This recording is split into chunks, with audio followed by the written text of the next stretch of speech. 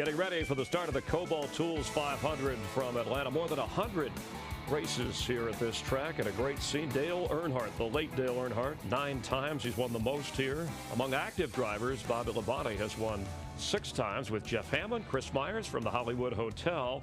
And, you know, a number of the drivers have called the surface here, while they like it, they said it was abrasive. I thought they were talking about us on the pre-race show. They probably are. But why do they like an abrasive racetrack? Well, because the car itself, the tires will wear out. All of a sudden, the car is going to change. And it really kind of goes back to the fact that this racetrack is a driver's racetrack. The guy can really affect the wear of the tires as well as everything. I mean, here's some of that excessive wear we're talking about right now. Part of your Verizon checklist. Verizon checklist. But this is what these tires are going to look like today. You're going to wear them out. We're going to see some drop-offs. So that's one of the things that this racetrack brings to it. It's rough, and you got to hunt and kind of search around for your line. All right, so speeding on the track, but not pit road. Yeah, do not get caught speeding on pit road. I mean, speed around this racetrack, that's the key thing. We want to have speed on the track, not on pit road, because 9 guys got caught Las Vegas last week, including the 18 of Kyle Busch. Don't want to do that. Secondly, manage the drop-off. That's what we're talking about as far as the tire wear is concerned. Don't go on there and keep wearing your right front tire out or the right rear. Save your tires. It'll last longer on the long run. And the main thing right now, you got to be able to stop the 48. What is it going to take? You just got to get to victory lane ahead of him. And whoever does that, they're going to be the hero if they can do it today, especially. Well, we know the popular drivers, Dale Earnhardt Jr., can he be the hero? The good news is he's had a good weekend here. Not only is he on the pole, but he seems to be confidently approaching this track. I think he's ready, and I think Darrell kind of nailed it when he said this guy is ready. Today could be his day. Starting up front is very important. On the outside row, Kyle Busch with Junior on the pole. So let's head back down to the track to hear those words that race fans love to hear. Ladies and gentlemen, please welcome Merchandising Vice President of Lowe's Home Improvements, David Vaughn, as he delivers the most famous words in motorsports. Gentlemen, start your engine!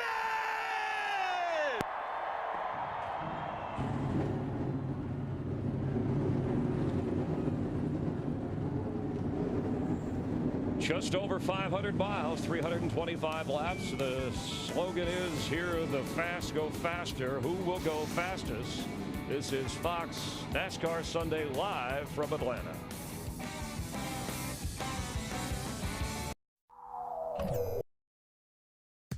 Welcome back to Fox's coverage of the Kobalt Tools 500. We're in Atlanta getting ready for some awesome racing. I want to thank the fans for a quick start to our sport. What an awesome few weeks of racing. Thank you for everything you've done to support us. I know I'm excited to get this race underway, but DW, I think we have a little challenge here for you in your little saying that you say at the start of the race. So, all right, ready, guys? 1, 2, 3. Boogity, boogity, boogity. That's where we're racing, boys. There you go, buddy. Let's have some fun today. Thank you, everybody, for tuning in. Thanks, Jimmy, and hello, everybody. 4 straight championships. Already he's preparing for a career in television. Yeah, they need a coach. I need to go down and coach him. Hi, everybody. With Darrell Waltrip and Larry McReynolds, I'm Mike Joy. Trying to find a favorite for today's race. I like Greg Biffle, but he hit the wall in practice. I like Tony Stewart, but they've had to change an engine. Darrell, why is this place so tough, and why is it so hard to pick a favorite for today's race? Well, the first thing is how fast it is. This disjoint is fast. The other thing is, folks, you got 2 little quarter-mile straightaways. You got a mile of turns here. Fast cars, you're in the corner, you watch these guys in car, they are working. They're working hard down in there. This place is physically demanding. It's also mentally demanding. It's a long afternoon out here at Atlanta Motor Speedway, Larry. It takes its toll on the driver. Well, it takes its toll on the crew chief and those crews, because there's going to be a lot of 4-tire stops, not 2, 4 tires every time you come to pit road, and you have to stay on top of adjustments on this race car. But to me, coming into this race, the biggest story, the star of our show, the guy on the pole, the 88 team, Dale Earnhardt Jr. Can they put the beginning, the middle, and the end of this race together? Something that they struggle with a lot. Why don't we ask him? How about that? Let's just ask him. Darrell's going to dial him up while you folks have a look at the starting lineup for today's race. Let's talk to the pole sitter. Dale Jr., it's DW. Got a copy, buddy? Tempo. The question up here is, the thing's been fast all weekend. You're on the pole. Can you keep it up front all day long? Yeah, we got a good car. The NASCAR Chevrolet was actually better in practice than I thought it would be, and we didn't really have to work too difficult to get some gains, and we felt like by the end of practice we were pretty happy. So hopefully on the long run. You know, we didn't run anything over 14 laps yesterday, but hopefully we can get into the 25, 30 lap runs. The car's still there for us. All right, buddy. Have a good day. Keep her up front. Be competitive and make a lot of people happy. Yeah, 10-4. As you look at the top 10, Carl Edwards is a previous winner here, one of 6 drivers in the top 10 to win. There are 2 more, Casey Kane and Jeff Gordon. Mark Martin's been to victory lane here, and so has Dale Jr. and Casey Kane. This race is brought to you by Budweiser, the beer that starts with full flavor and ends with a crisp, clean finish. Budweiser, it's what we do.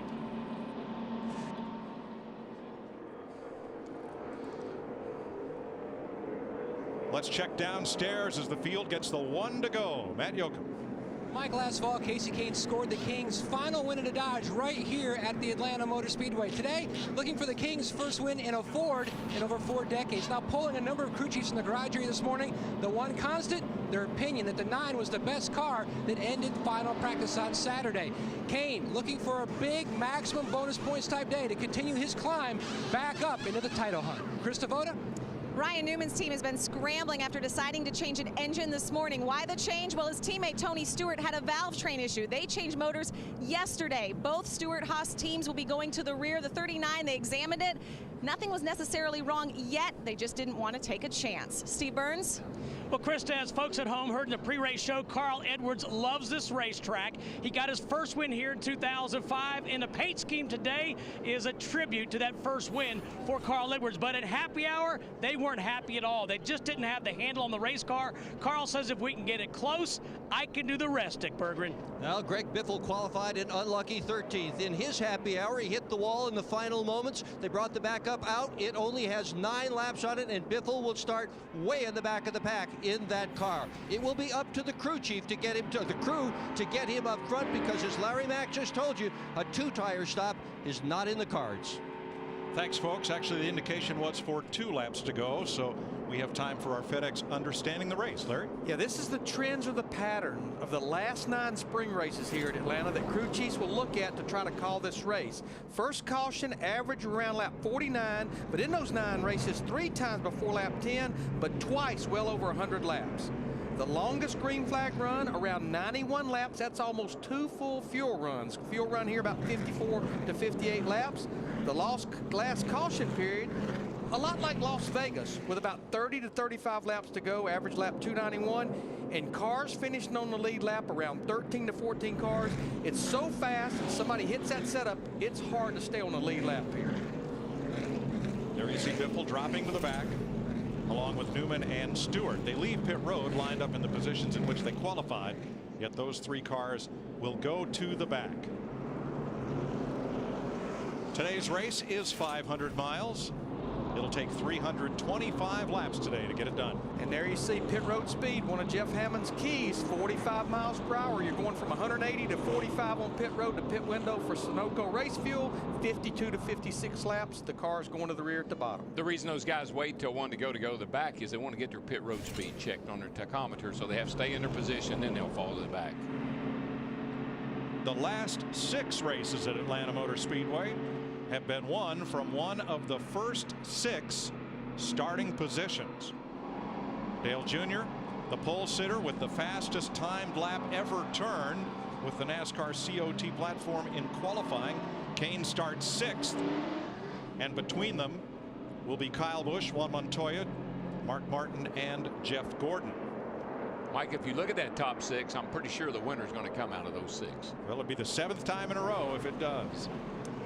Now, the track temperature is about 78 degrees, which is about what it was at the second practice, but we have a little bit of a cloud covering right now, give these cars a little more grip. Race number 4 in the Sprint Cup Series for 2010. If that sun stays out, it's going to be a nice day in the grandstand and along pit road. They exit turn 4 and we're ready to race. DW, she's the fastest on the circuit. She's fast and she's furious. Reach up there and pull those belts tight one more time. Thank you there, Mr. Crew Chief, and we're getting ready to go green here. And boogity, boogity, boogity! Let's go racing, boys!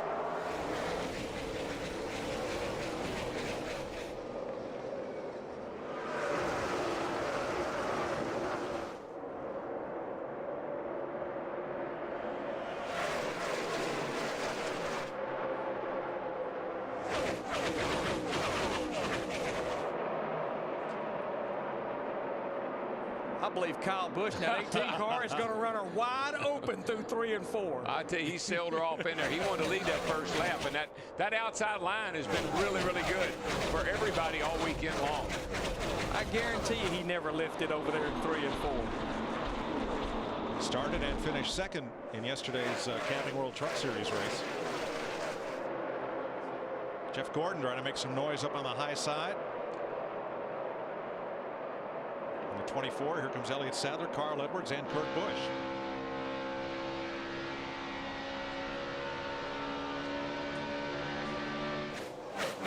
The 3 widest driver on that lap, you just saw him flash by, Jimmy Johnson in the Lowe's 48. He's not wasting any time, Larry. When I said let's go racing, boys, he must have heard me.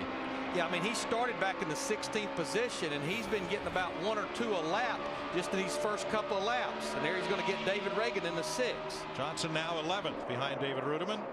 Casey Kane takes 4th from Mark Martin. I think that 9 car is going to be on a tear today. I really like the way it looked in practice. Casey loves this place. Won here last year. Could be a good day for him. You know, looking at Jeff Gordon, the 24 car, we're riding with him here. What I noticed with him yesterday, he couldn't cut that fast lap in practice, but he seemed pretty good on the longer runs. Car in the wall, turn 1, and it is Robbie Gordon. And what a star-crossed season he has had. He had trouble off the 2 on the last time by here. He slowed way down and was followed to the back. Right. That's a brand new race car they brought here this week. Not anymore. No. It's a brand new wrecked race car now. A long trail of tire marks. Something definitely happened to that thing. You can see those black marks.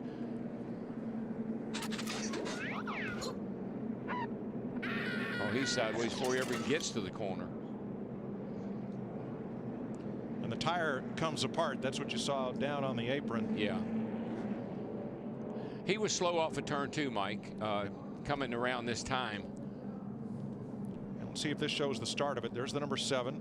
Yeah, you see, there goes the carcass off the tire right there. You start these tires with such low air pressure, particularly left sides. Sometime you can damage a tire if you get it too low too early. Happened right in front of Michael McDowell and the remaining 3 treads. Look at those left black. a real trail up into the safer barrier in turn 1. Serious black marks. Yep. But you're right, Darrell. Goodyear NASCAR, they say they recommend don't go lower than about 18 to 20 pounds on the left sides. I guarantee you they're even going lower. The only one they mandate is that right front air pressure. And that's when you have to be real careful. Let the tire, let them build up a little bit. I don't know what happened to that one, but it came apart. Too low air, I think.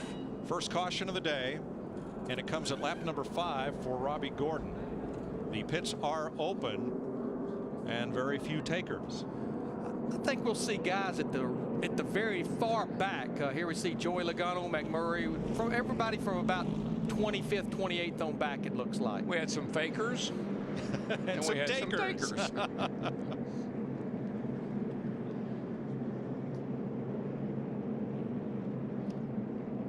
Ryan Newman, the 39 car, started at the rear, as well as Tony Stewart in the 14. They decided to hit pit road. Bill Elliott in the Wood Brothers car, and Greg Biffle, Boris Said, and Regan Smith.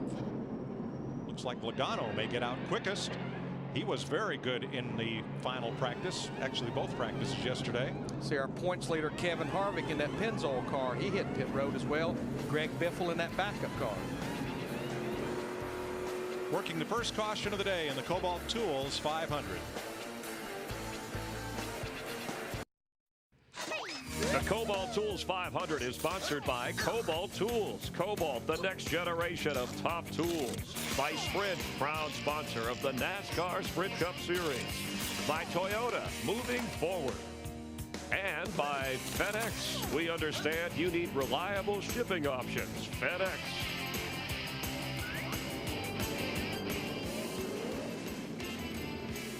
Six laps complete, 7 laps complete now as they cross the line. You're watching aerial coverage brought to you by DirecTV.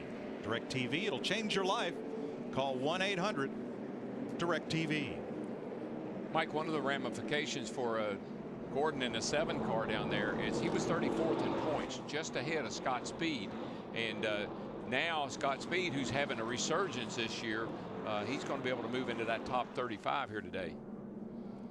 You know, we got that first caution there on lap 4. If you go back to our FedEx Understanding the Race, remember I said 3 times in the last 9 races we've had a caution before lap 10, and we got one today.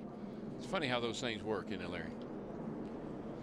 Biggest mover looked like Jimmy Johnson. You see him down at the bottom of the list because he gained 6 spots. There were bigger movers from the back of the pack, especially Travis Kvapil and Sam Hornish Jr. Michael McDowell, who just missed the Robbie Gordon incident. And there's a look at Travis. He saw Tony Stewart there. He actually gave a lot of that back. He was one of the cars that elected to come to pit road under that caution. It's good precautionary move. Changing the engine or anything about the car, you're in the back already. Come down, just give it a once over. Getting ready for the restart, and these engines will go from mild to wild. Now our leader Kyle Busch, based on the start of the race, elected to go to the outside on this restart. Based on the initial start, that's a good move. I'd say from what we saw, yeah, I think that's good. These drivers will come to full throttle, and we'll crank it up for them.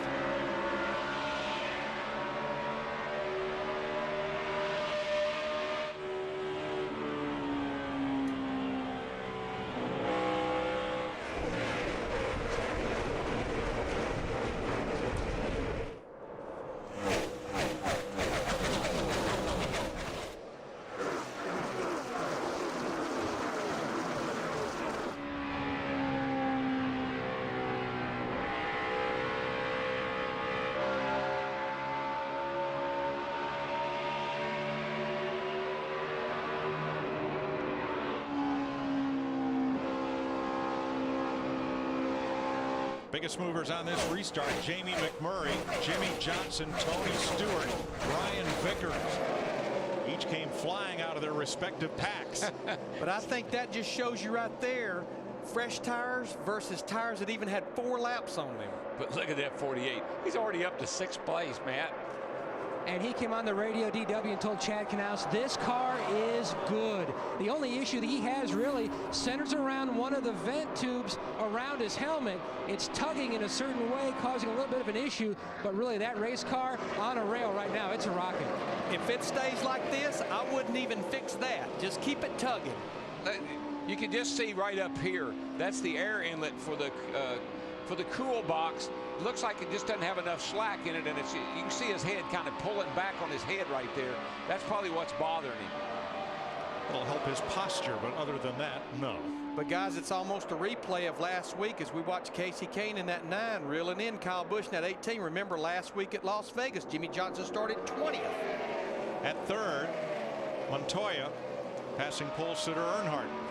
And you'll see the line Montoya runs right here. We knew it wouldn't be long, and he's already at the top. But Steve, already the question, how about the beginning of this race for the 88? Well, Larry, what Dale Earnhardt Jr. reported under that first caution is that his car is a little bit tight. And you know what? I think we're going to hear that quite a bit today, and I tell you why. These guys practiced yesterday with bright sunlight on this racetrack. Right now it's a little overcast, maybe not as hot as everybody thought it was going to be. Now Jeff Gordon from 5th closing in on Earnhardt, while up front Casey Kane goes all the way to the top of the racetrack, trying to get that long run off the corner. Busch up to block, Kane to the inside. We're going to have a new leader. No contest. You get that run, you keep the RPM wound up there, and it looks like you got 50 more horsepower than the guy you're passing. I think that 9 car does have 50 more horsepower right there. He just dropped to the bottom there in 3 and 4. That car's working good everywhere. That's what I saw in practice with him. High, low, it didn't really matter. Pass him where you catch him. New 4th place car is Jeff Gordon as Kyle Busch comes back, hunting the lead once again. But Kane's got that great run off the high side in turn 2 to hold Busch at bay. Now, what you worry about, if you're all the other competitors, is how fast that 9 is. Because, man, here in about 30 laps, you're looking at the rear of the field. Krista, how about the 2nd place car? Well, Kyle's been pretty quiet on the radio. He actually thought the balance was pretty good. They knew not to come in because they knew they'd get hung out. But similar to what you guys were saying, Dave Rogers said they're going to start this race a little tighter than they normally would. mean, you want a little tug on the steering wheel here. You can't have it pushing because that'll really work that right front tire, but you can drive a little push out of it much easier than being loose. Well, Larry, we talk about this racetrack and how it's laid out. The turns are so huge. If that back end is hanging out, you can't get back in the gas, and you can't make any time around the racetrack.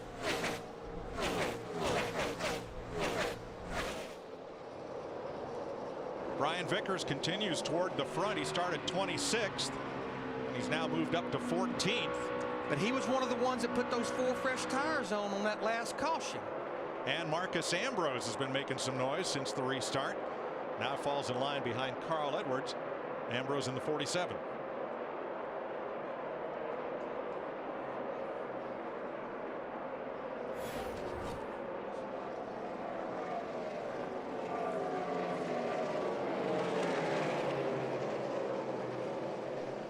Tell you a guy that at least is making a little noise here at the start of this race. We're riding with him right now. Denny Hamlin in an 11 car started in the 20th position. He's not one of the cars that pitted under that last caution. He has now cracked the top 10. Krista, looks like they're pretty good, at least with this overcast condition. I'll say, Larry Mack, 3 laps ago, Denny Hamlin came on the radio and said, and I quote, "This car is pretty sexy right now." Darrell, there's probably a lot of them that's pretty sexy right now. If that old sun pops out, that may change the complexity of some of these cars. Yeah, bringing sexy back to NASCAR. I like that. Montoya in that 42 car, we've been watching him work the high side. He drives by Kyle Busch, takes the 2nd spot away. Kyle Busch right now looks like he's committed to hug that yellow line with that 18 car. We talked to Clint Boyer in the pre-race. They've made a lot of changes. They were optimistic, but they're on pit road under green very early in this race. Steve?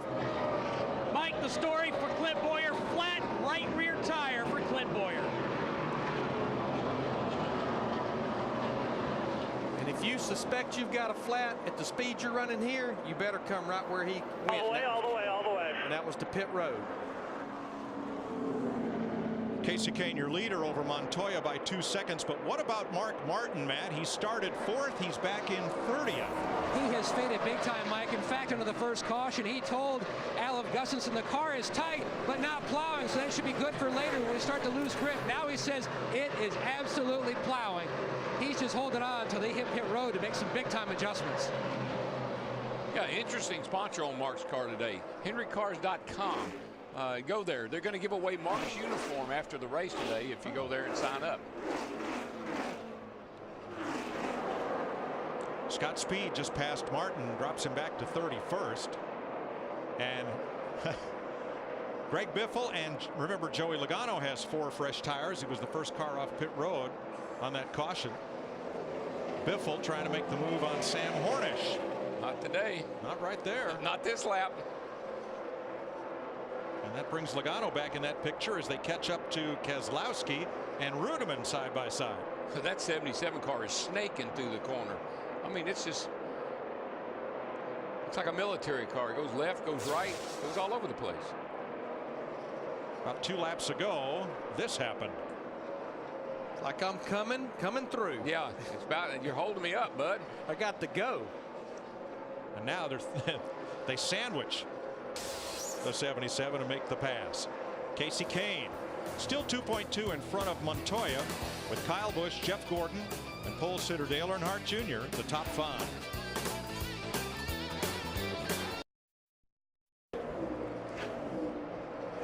"27 laps complete in the Kobalt Tools 500 at Atlanta, and Casey Kane stepping it out in the Budweiser Ford, now 3.1 seconds in the lead. And that'll happen here at Atlanta. Somebody will catch the setup, walk the dog, and then they all come back together, it seems. Montoya second, 3 seconds back. Ford versus Chevrolet, 1-2. Started 3rd, running 2nd. Really tight. Kyle Busch in 3rd, started on the outside pole in his Joe Gibbs Toyota. And 4th, the man who dominated last week in Las Vegas, leading all but the last handful of laps. Jeff Gordon is the first of 3 Hendrick cars in a row. Dale Earnhardt Jr. holding on to 5th. He started here from the pole, 9th pole of his career. Mike, one of the things a lot of the guys were worried about was they never ran over about 15, 20 laps consecutive in practice. What was going to happen to these tires and the car, you know, when they get into a long run like this. Jimmy Johnson 6th and being challenged by Denny Hamlin. And this has to be pretty exciting, at least in the early going for this 11 car. And Denny Hamlin, as he almost had it 3 wide over there off turn 2, because they have had such a dismal start to 2010. All winter long, people were saying, including myself, we felt like that could be the team that could challenge that 48 car for this championship. Well, I've been coming here for quite a while, and ever since Joe Gibbs has been coming here, his cars, for whatever reason, the Gibbs cars have always had a really magical setup for this racetrack. You think back to Bobby Labonte, who's had, like 6 wins here through the years. This has been a really good Joe Gibbs racetrack. David Reagan grew up racing here on the quarter mile, the Legends track. And how about this shot of Reagan, Darrell? It's perfect, man. Look at that. You're right. I mean, that's like sitting on the dashboard watching him go around the racetrack. How hard, and we're talking about how hard you work and see the focus. I mean, even though you can't see his eyes, his head is cocked down there to the left just a little bit. Reagan was one of the fastest in final practice yesterday. He is currently 8th. But you saw it right there. We're almost 30-something laps into this run, still 192 miles an hour getting off in the corner. And he just hit the wall over there off 2. Not Kurt Busch behind him, last year's winner in the Penske car, the Blue Deuce. And Busch made a career out of hitting the wall here last year en route to victory. Yeah, his right side was completely gone when he did his unwind lap before he went to victory lane. It doesn't look like it hurt the car. It doesn't hurt. These cars are pretty tough, as we've seen time and time again. But one of the things I think might have distracted him was that 2 car was coming. And you see. And he just gives a little look.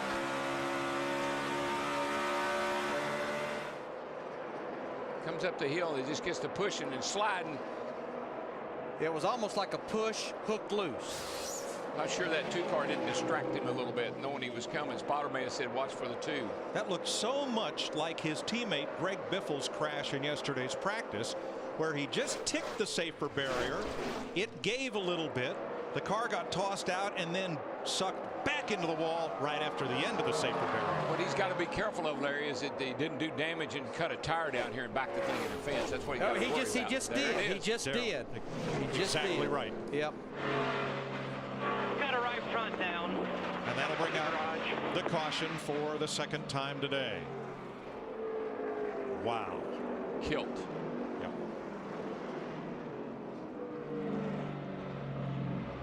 Yeah, hit the wall hard, cut a right front. Now, there was no smoke from that tire or any outward indication. I think you'll see the thing just take off. There it goes. The right front blew out. Away she goes. The worst place in the world, right in the middle of the corner. It's only doing 170 miles an hour. Right in the middle of the corner. So David Reagan doesn't get much of a home track homecoming here in Atlanta. I tell you what, that was a big break for some guys like Martin Martin in that 5 car, Kevin Harvick, our points leader.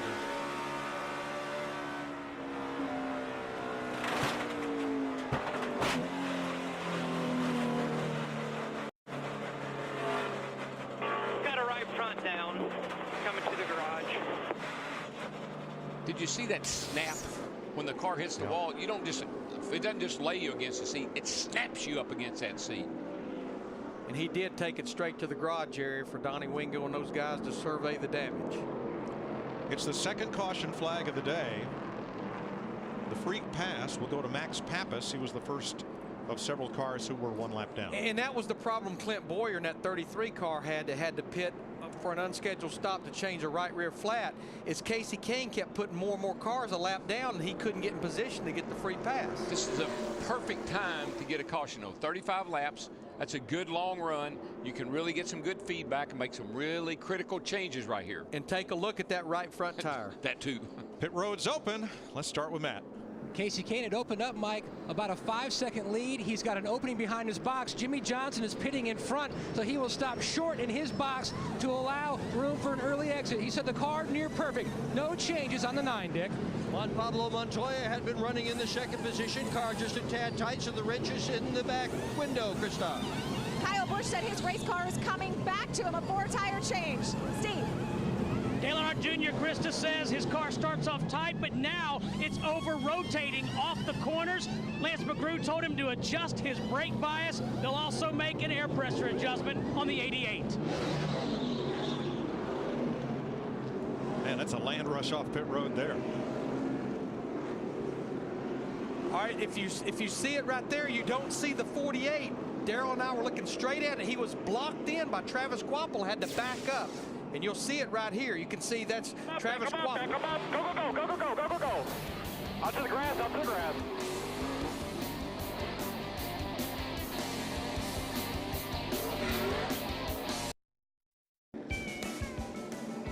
Let's show you Jimmy Johnson's view of that pit stop. Nice and clean right here, no problem. And coming in will be David Gilliland, Travis Quapple's teammate, 38. Just hanging out of the box just a little. It looks like a lot of room, but Darrell, you and I were looking at it. It was not enough. Go, go, go, go, go, go, go, go. Out to the grass, out to the grass. Had Jimmy not been over quite as far in his pit box, he might have could have gotten out, but he was just in a position where he couldn't. David Reagan having a look at the tire that came off the right, I'll call it a tire, off the right front of his car, the rest of which is built Ford tough. Atlanta, one of 5 tracks in NASCAR to host over 100 Cup races. 29 wins for Fords at Atlanta. And what a memorable weekend Carl Edwards had here in 2005, getting the nationwide win in his first Cup win in the same weekend, built Ford tough.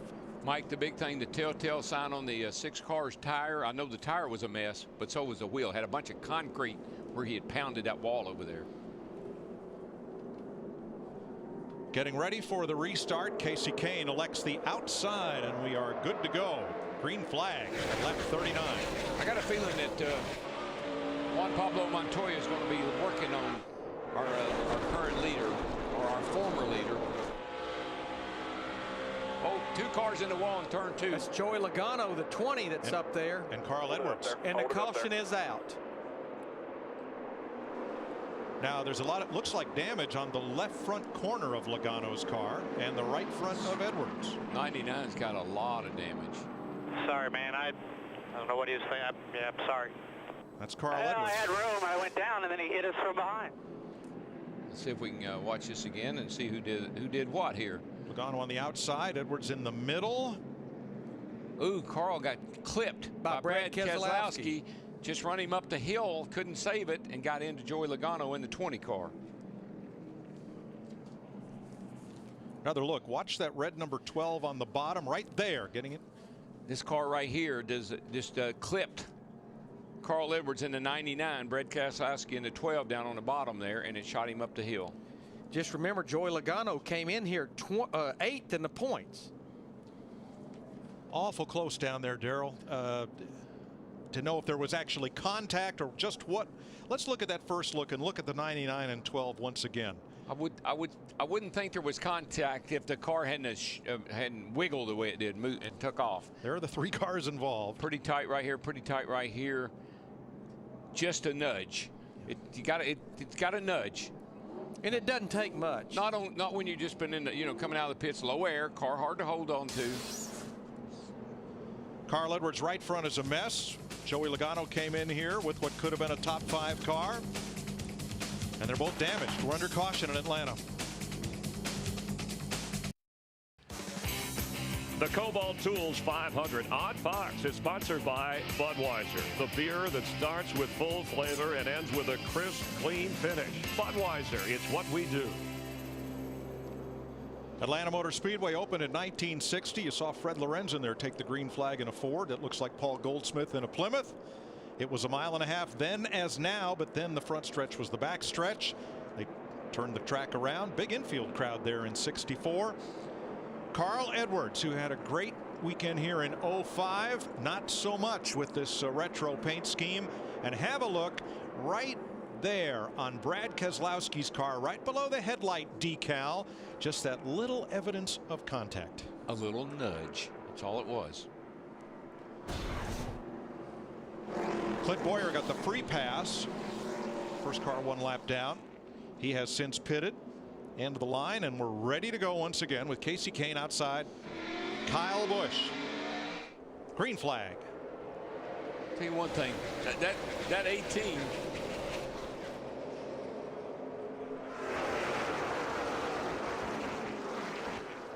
That 18 can get out of there when they yes, he can. On these restarts. Yes, he can. He gets going in a hurry. Now, is he the leader? Yes, he was first car off pit road. Kyle Busch was the leader. He elected the inside on this restart with Kahne outside. Yeah, I just want to make sure, because you can't beat the leader to the line. Kahne now battling Earnhardt for second. And Junior falls in line just in front of Montoya. I believe these early quick cautions may have helped Junior a little bit. Looks like his car is a little wee bit better. But you see Montoya in that 42 up high, gets that run off the top side on 2. He'll just drive by the 88 car. I just think that 42 is probably the best car right now. He was chasing down Kahne before the last caution. And here comes last year's winner Kurt Busch side by side with Jeff Gordon right behind that front 4. Back of then it's Denny Hamlin, Marcus Ambrose, Tony Stewart, Brian Vickers.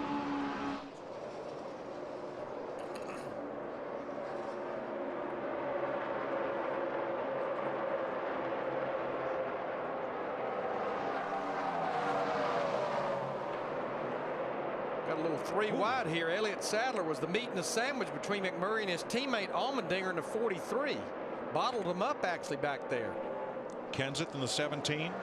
Keselowski trying to come back toward the front, and Bobby Labonte in the 71 with Jeff Burton sneaking around the outside in the 31. And here comes Menard.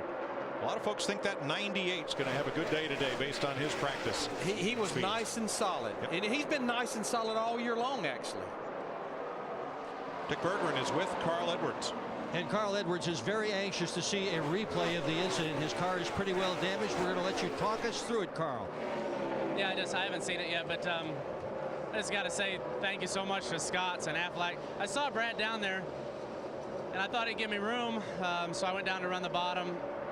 I thought he just hit me in the rear, but it looks like he was just there by about an inch. So, I mean, that's his call early in the race to either give me just a little bit of room or keep his nose in there. And I guess he was racing hard. I really thought it was his fault, but that replay doesn't look like it was as malicious as I thought. But thank you to Affleck and Scotts, and we'll get back out there. But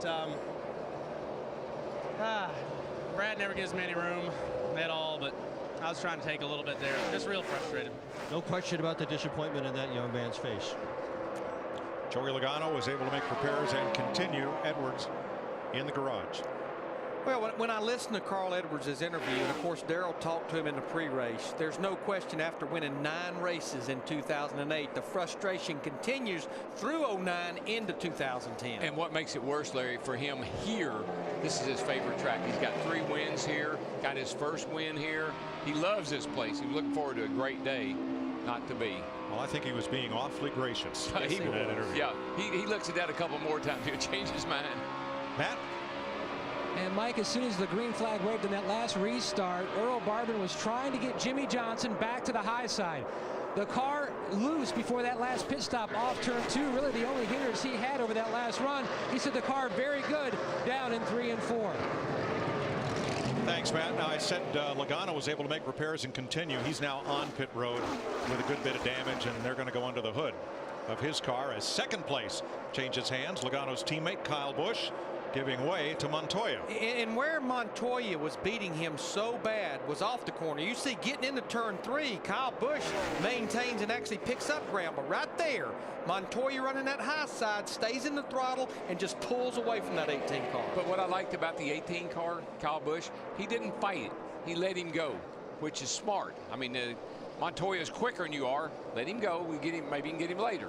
When Montoya first came to NASCAR from IndyCar and Formula One, many observers wondered how he would transfer and whether these big ovals and these big heavy cars would present a big challenge. But the first time he ran here at Atlanta, he had a top 5 performance, and all those questions stopped. And he was performing in the same groove he's running here right now, right against that wall, all 500 miles. Thinking back to many years ago when I was a rookie, the tracks that you went to the first time and you ran well, you always ran well there. It seemed like your driving style, whatever, fit particular racetracks better than others.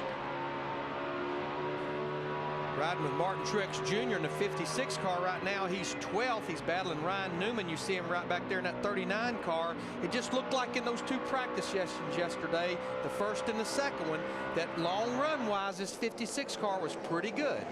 And look who's coming right behind him, Greg Biffle, who started way in the back after crash damage in practice. Biffle's coming back toward the front. But just remember, that was his wingman at the back, the 39 car, Ryan Newman, who was back there for an engine change. So both those guys looking out there just into the top 10. Biffle said what few laps he got to practice that car yesterday, it was actually a better car than the one that they were going to race. But what was pretty amazing, they took the time to take a lot of parts and pieces, suspension-wise, off that car they wrecked and put onto that backup car. 2 weeks, Thunder Valley, Tennessee, Bristol Motor Speedway. One of the first signs of spring. The campers are arriving in Bristol. Some of them are already parked there, and the race isn't for another 2 weeks. And I just think they've made a little change, might bring the bump and run back a little bit. It's like racing in a blender. Except nobody will blend in. Jeff Gordon in 5th place, Matt. And having a very solid run here at a place that's had a lot of success in the past. Gordon said the car was a little free over that previous run, but it was really working for him down in turns 1 and 2. But it wasn't really working for him down in 3 and 4. But this is what Steve Letarte calls a racetrack where it's going to be a day of adjustments. You just got to keep adjusting, keeping up with this racetrack as it changes throughout the day. The sun in, the sun out. I think sun in, sun out, and I think just the more rubber that gets on this racetrack makes such a huge difference. And that's wedge in and wedge out, wedge in and wedge out. Air up, air down. And hopefully the right adjustment on that final stop. Gordon and Dale Jr., 4th and 5th.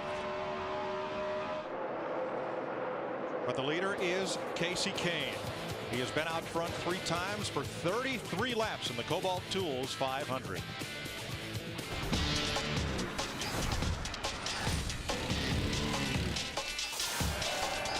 You're watching NASCAR on Fox. Sprint brings you an inside look at what's happening now inside the NASCAR Sprint Cup Series. Biggest mover in this race, up 35 spots. That's Tony Stewart, who started in the back with an engine change. And Kyle Busch has the fastest lap of the race so far. For more NASCAR stats, NASCAR Sprint Cup Mobile at sprint.com/speed. Casey Kane, your leader. A couple of changes in the top 5. Jeff Gordon moves up. Montoya holds 2nd. Kyle Busch back to 5th. Jeff Gordon moves up. Kurt Busch into the top 5. 18 in cars the deuce and coming. Yeah, the 18 cars backpedaling just a little bit, Mark. I don't know, or Mike. I think it's something happened to his car there. Steve? Mike, you guys were talking about changing weather conditions. Kurt Busch just says this car is temperamental. It's hard to hit the right groove. I have to load the right rear tire too early. And that's something that obviously Steve Addington and that group, they're going to have to start attacking, because we're getting to the part of the race, even though it's early, where you almost anticipate, well, maybe we'll get into those long runs that I talked about in the FedEx Understanding the Race. There's Steve Addington, crew chief for Kyle Busch for a couple of years. Now he's moved over to Kyle's brothers, Kurt Busch, for 2010. Coming up on 100 miles as you watch the battle for 3rd. Kurt Busch moving underneath Jeff Gordon to take 3rd away. In the garage, Robbie Gordon and David Reagan. Nice work. With crash damage. Michael McDowell has parked the 55. Dave Blaney the 66. Joe Nemechek the 87. Carl Edwards also in the garage with crash damage. A little bit too tight. When I want to pick up the throttle in the middle, it'll loose off. And I think fix first things first. Fix that. Look, fix that little bit of push, a little tight in the center first, and that may calm the looseness down. Right. You got the wheels cranked left for the push, and all of a sudden the front will bite and the back will snap out just a tad. Free her up just a little bit, and you'll be good. I believe one of the fastest cars on the long run, though, is that car on the left we're seeing right there, Denny Hamlin at 11. We saw it in that last long run that we had, and we're seeing it again in this one. And on the right, Jamie Mack trying to take 14th from Ryan Newman and A.J. Allmendinger right in the middle of that battle in the 43.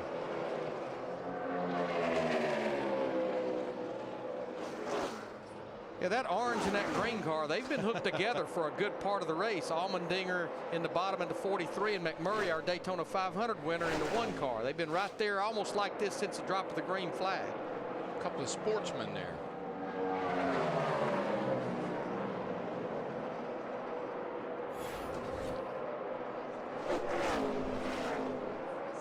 And Allmendinger makes the pass. The ex-kart champ car, open wheel star. Had a great run in the Daytona 500, but the last 2 races kind of fell off the map a little bit. So this is a good run, at least early here for him. I'll tell you what, that car was good getting into turn 1 there. Man, he made up a lot of ground on the 39 car Newman there. Really, really. Watch this. So he gets in the corner really hard, down on the bottom. Hard. And that kind of arrests Newman's forward progress at about 14th position. And I'm right back in rhythm here, lap 70. When you got a car that'll still work down there, you know, we talk about the multiple grooves. You see 3 different grooves right there with Allmendinger and McMurray and Newman. When your car will work down there and it will stick and you can move forward, it's a pretty good race car. Little battle up front here. Kyle Busch is 7th. Christie's about to get a mirror full of Tony Stewart here. Yeah, you know, they've just lost a little bit of the handling, Mike, on their race car. They were a little free before that stop. They made a wedge adjustment. And, you know, right now the track is sunnier. It's sunnier down here than it's been all day. So they're just trying to keep up with the changes. And I think they're going to be faced with this all day long, sun in, sun out, just like they were talking a while ago. Stewart started in the back due to an engine change. He's up to 7th. Yeah, what they did yesterday when they went to check the valve lash on that 14 cars, we got a little battle here between Kurt Busch and the 2 who used Boris Said as a pick. That's a battle for 4th. Denny's going to go right to the bottom. But when they checked the valve lash on that 14 car, they saw it had opened up. They decided to change the engine, but immediately they went over there and started checking the engine on that teammate. Ryan Newman, the 39, decided to change it. Side by side for 3rd, 2nd place Montoya just ahead of them.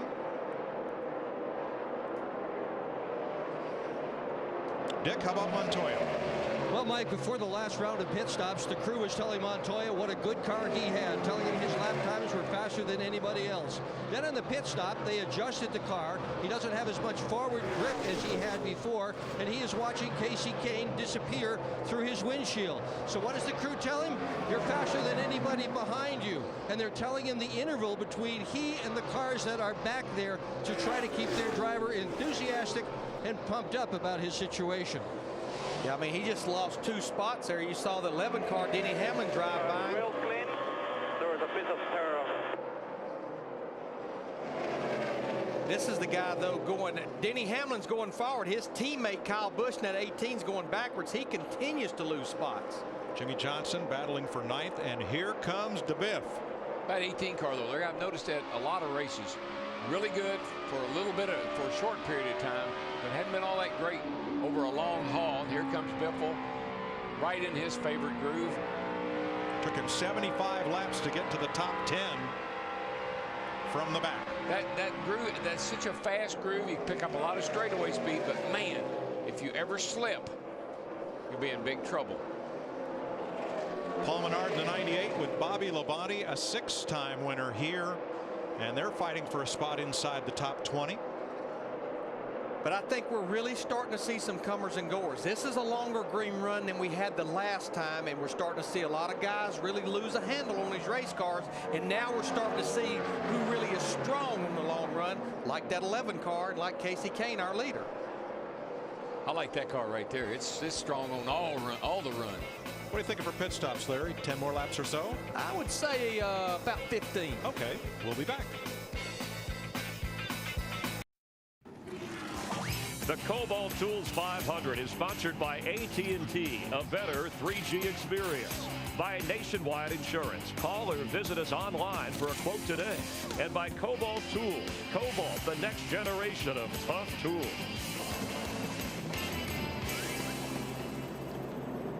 Caution is out for the 4th time today for debris in turn number 2, likely from when Clint Boyer, trying to keep from going a lap down to the number 9 of Casey Kane, got up and into the wall and then gave Kane an anxious moment that took away some of his 5-second lead. The caution flag took away the rest. So we are under caution. Boyer gets the free pass. Pit road is open. And Matt. The Bud guy's up on the wall waiting for Casey Kane. Kenny Francis told Casey, stop short in your box once again, because the 48 of Johnson will probably stop short in his.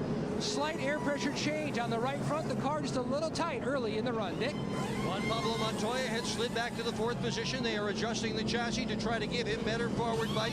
No one in front of him. He's got an easy out, Krista. The 11, good on the long runs. They're putting air back in the right front. Steve? Kurt Busch says he's good, not great. I'm tight getting in, loose off. They've dropped the air pressure of both front tires for Kurt Busch. And it's Busch that leads them off pit road. Now, where was his brother Kyle? While we were away, Kyle had made a pit stop under green and came back out. So likely he'll take the wave around.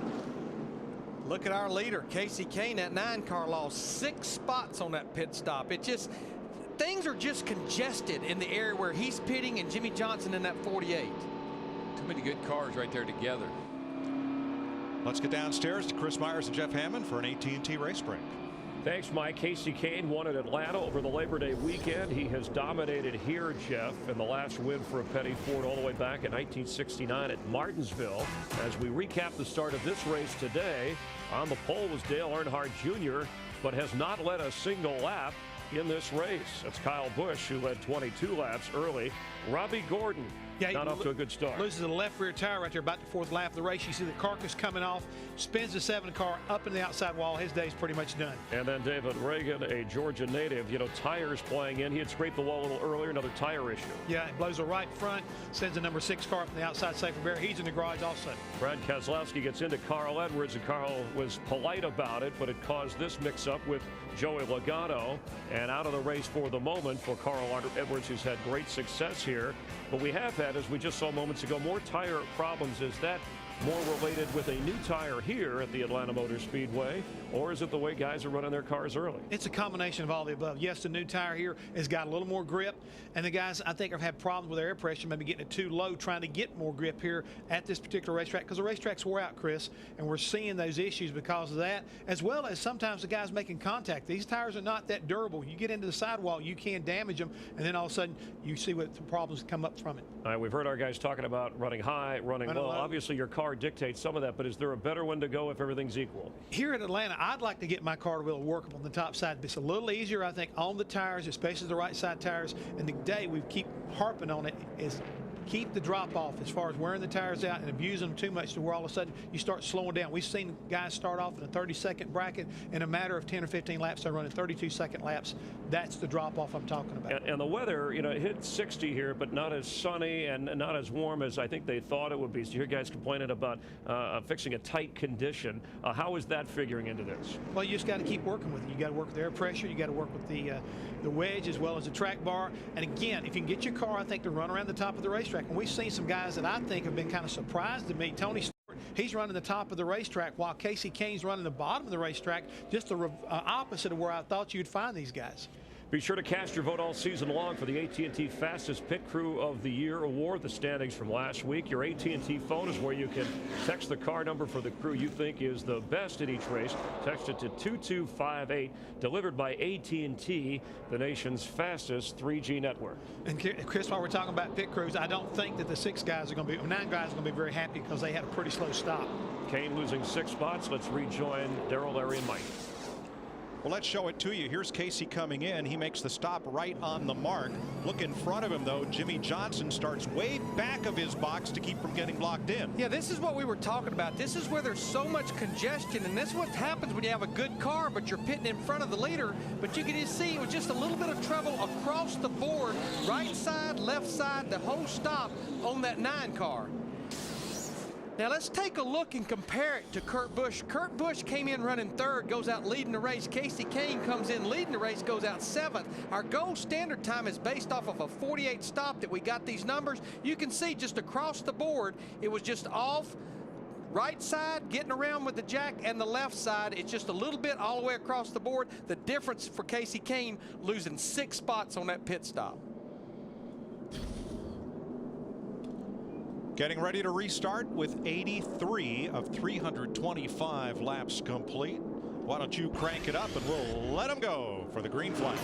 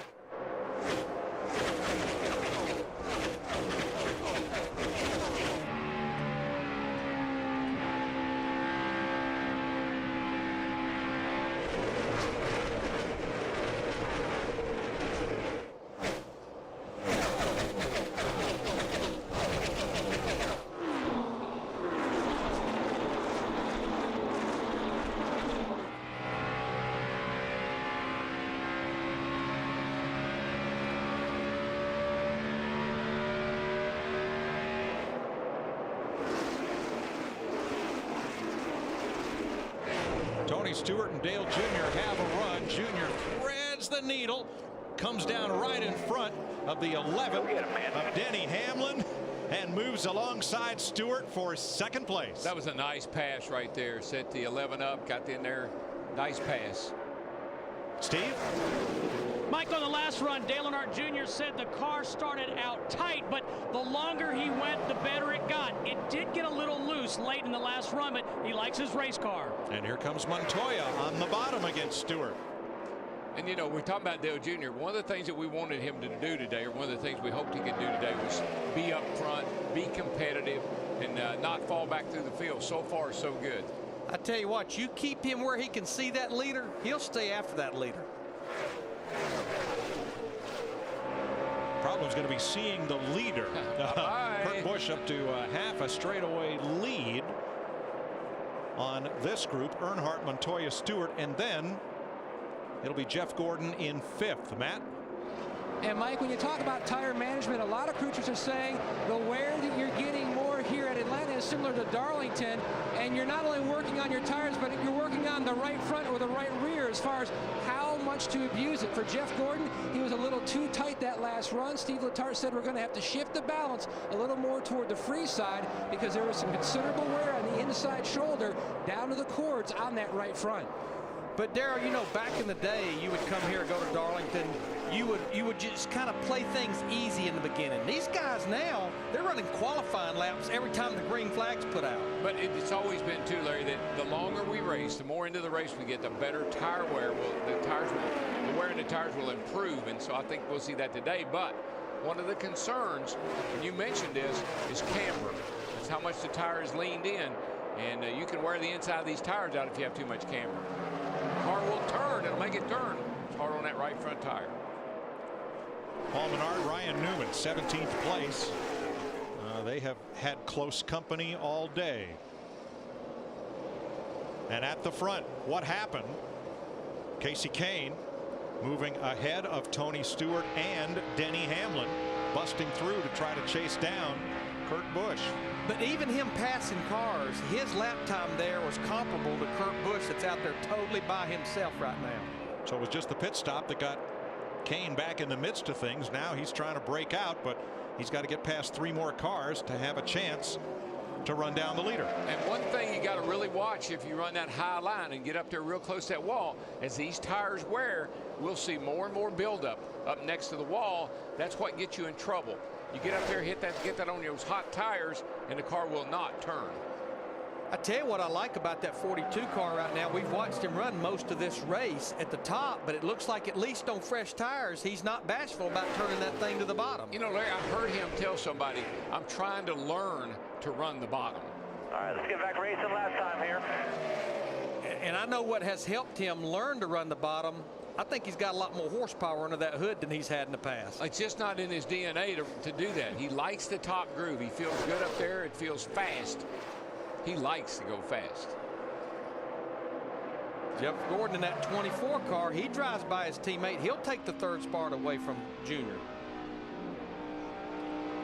Kurt Busch, who led 234 laps here last spring, is out front by 1.8 seconds in the Kobalt Tools 500.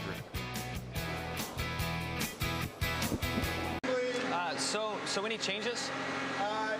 Just a little bit faster this time. That's it. Chad, you're good. Okay. Stay out of there. No, that toolbox could hold that car, but they were shooting a Kobalt commercial, and interesting stuff. Jimmy and Chad. Scared me. Not as interesting as this. Right now, Jimmy's 8th behind Kurt Busch, Juan Montoya, Jeff Gordon, Casey Kane, and Dale Earnhardt. Some new players in the top 10. Matt Kenseth up to 7th. Tony Stewart 9th. A.J. Allmendinger. Well, he was 10th a second ago. Greg Biffle takes it back. They've been going back and forth for about the last 5 to 10 laps with these two cars. Behind them, Rudimann's 12th. Jeff Burton, Martin Truex, Brian Vickers, the top 15. Then Menard McMurray and Mark Martin. Tell you what, I'm watching the interval between the two car of Busch and Juan Montoya back here, Jeff Gordon, and they are closing down on Kurt Busch at about a tenth to a tenth and a half a lap. Kurt Busch going to have some company here before too long. I do believe the best car, though, right now is Jeff Gordon, that 24 car back in third, just looking at our lap counter. Now, the way that Casey Kane got back in the pack, he's now running 4th. But the way he got back there was on that pit stop. Let's get out of Jeff Hammond for today's nationwide pit zone. And Mike, you see the 9 car on your right comes into the pit stall. Looks like he's in there like he'd like to be. Got the nose turned out just a little bit, but right in front of him, you see the 48. He comes in. The right rear of his car is kind of sticking out toward pit road, and when he starts to take off, he can't really hammer it like he wants to. He's got to take it easy. All of a sudden, there's his teammate Jeff Gordon getting, or not teammate, but here's Jeff Gordon, the teammate of Jimmy Johnson, also blocks him out. All of this combined cost him 6 positions off of pit road. You've got to get a clear shot if you want to have a really fast pit stop. But Jeff, I think that supports what we were talking about. You've got 3 of the top cars, even though there's an opening there. You've got Gordon, Kane, and Johnson all pitting right in the same area, and they just stack up with each other. And you pick your pit in the order in which you qualify. The pole sitter picks first. Chad's usually really, really good about picking a pit that he can get in and out of. But he's not used to picking 16th position. That's what I think hurt him this week, a little bit like last week. 3 wide here. You see the left side of Brad Keselowski's car looks fine. Right side, not so much. He's been in the wall with it. And these guys, they're about a half a lap behind our leader right now, Kurt Busch. You'll see all the damage on that 12 car, and our points leader, Kevin Harvick, we've been following him. Pretty much knew, Matt, talking to that group this morning, that they didn't have a race car they felt very good about. And it really started back on lap 12, Larry Mack, when Kevin told Gil Martin, guys, it is going to be a very long day. The car is just super tight, and that's what they've been balancing with for the rest of the race so far. And then he said the rear of the car is like on ice, and it's just tight on entry. So the balance issue is all over the map for Kevin Harvick, and it shows on the stopwatch and in the rundown. It does, but they have definitely improved that car. He's up to 24 spots. He's been riding back there at about 34 spots, so they have made it better. Keep working on it. They'll get it there. But you know the amazing thing, of course, we've talked about Richard Childress Racing all year long. And right now, you've got Harvick in 23rd. You've got Clint Boyer in 29th. Jeff Burton seems to be carrying the banner for Richard Childress right now, sitting in 13th. The first 3 races this year, they've not even had a single car finish outside the top 11. So little little bit of work to do today. Well, Larry, way to go. Doesn't this mirror practice? Jeff Burton was the best of those 3 Childress cars in practice. And in fact, wasn't it Boyer who said that they mirrored Jeff Burton's setup, trying to at least get up to that same level of performance? Yeah, yesterday in practice, the 33 just finally quit practice. They had thrown everything they could throw at it, and they just decided to stop. Let's put the 31 setup under. And while we're talking about Childress, let's don't forget Judy is in the hospital. Want to let her know we're thinking of her, praying for her and Richard, and Linda Petty. Yes. Also. Yep. Richard Childress's wife, Judy. Mike Dillon is usually Boyer's spotter, and his daughter Tina is Richard and Judy's daughter. So Mike's going back to North Carolina. Right, and Clint's dad is spotting for him, who normally spots for him in practice anyhow. Mike Dillon comes in and spots for the race. You know what that all tells me, though? One big family. That's right. It's a family affair. Racing is. You said somebody catch Kurt Busch, and that somebody is J.P. Montoya. Looks like that Atlanta rubber band. It stretches out. Here it comes all back together again. Rubber band man.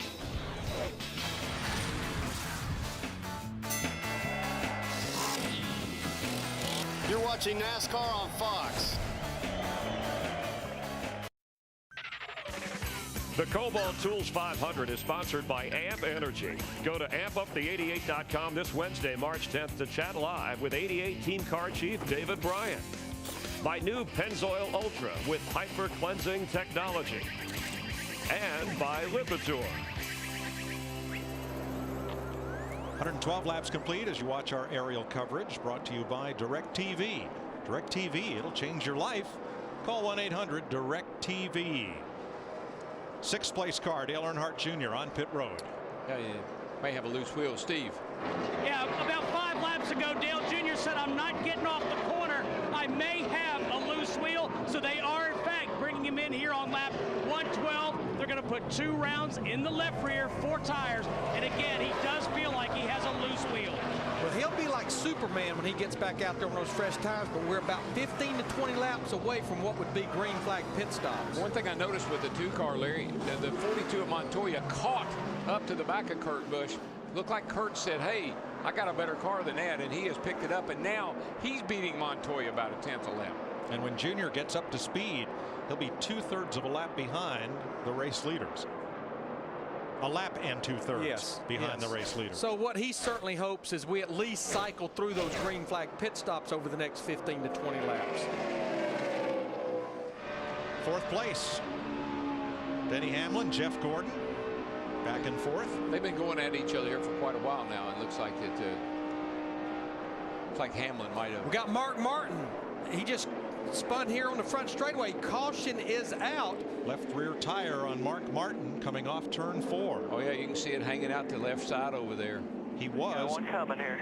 He was in 17th place.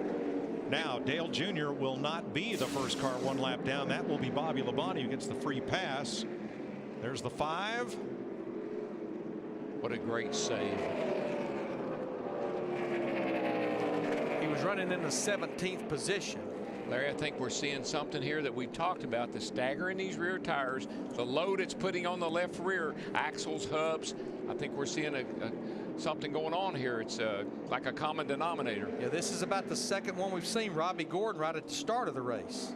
And even though Mark Martin spins that car down the inside, keeps it off the wall, so they'll be able to fix it and get going again.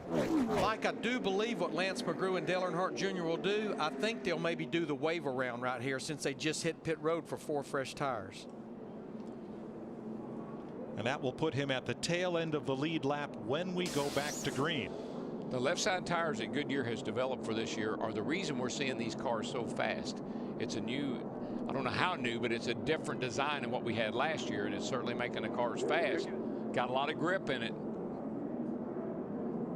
They're looking at the wheel that came off Dale Jr.'s car that he thought was loose. The lug bolt holes do not look elongated, which would be the telltale of that, however.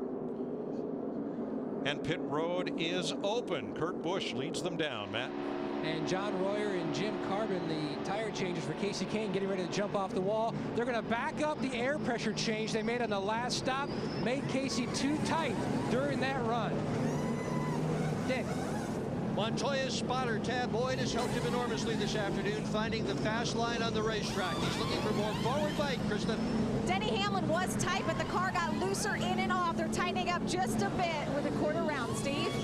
Krista, Kurt Busch says his car is good, but he's gotten just a little loose on exit. Small adjustment, air out of the right rear tire for Kurt Busch. Busch again wins the race off pit road.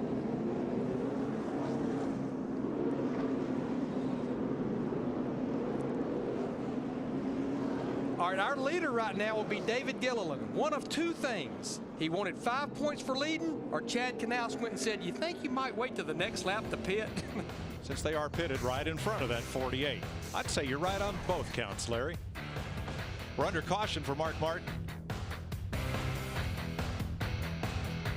We got more show. We got more excitement. We got more lighting.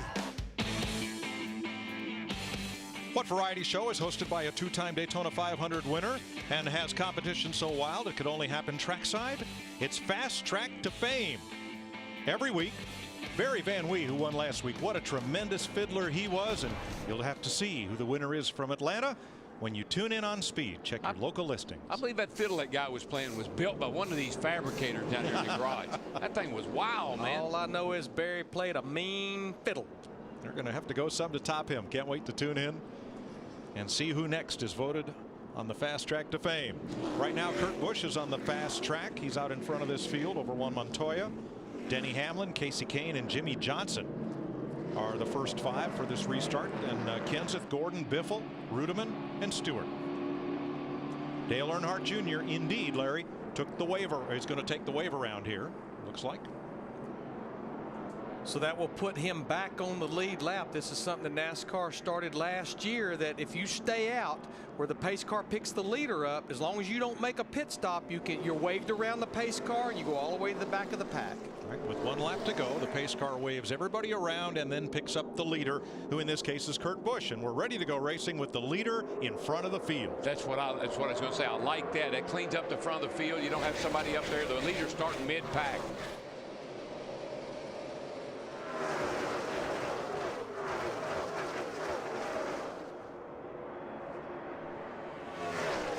Montoya has the high line and has the lead.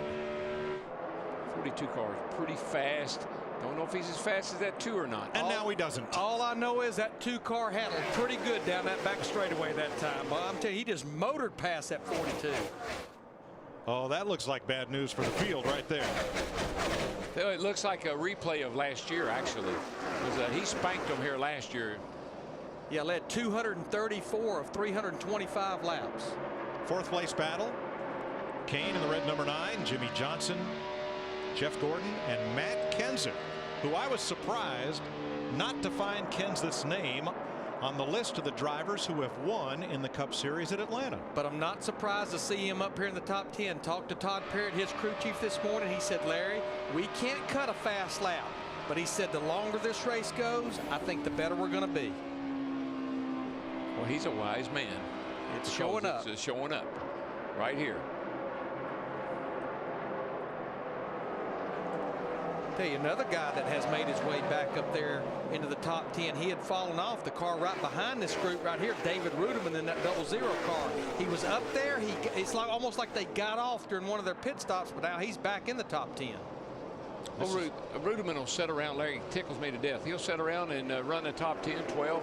At the end of the day, he gets him a top 5. Sure. Right behind him, Greg Biffle in the 16 from the back of the pack after hitting the wall in practice, and A.J. Allmendinger in that oddly green colored number 43 has been right with the top 10 all day. We talked about Jeff Burton, that 31 car. Worst finish of Richard Childress Racing, his 2 11th place finishes, and that's exactly where he's running in that 31 car, 11th right now.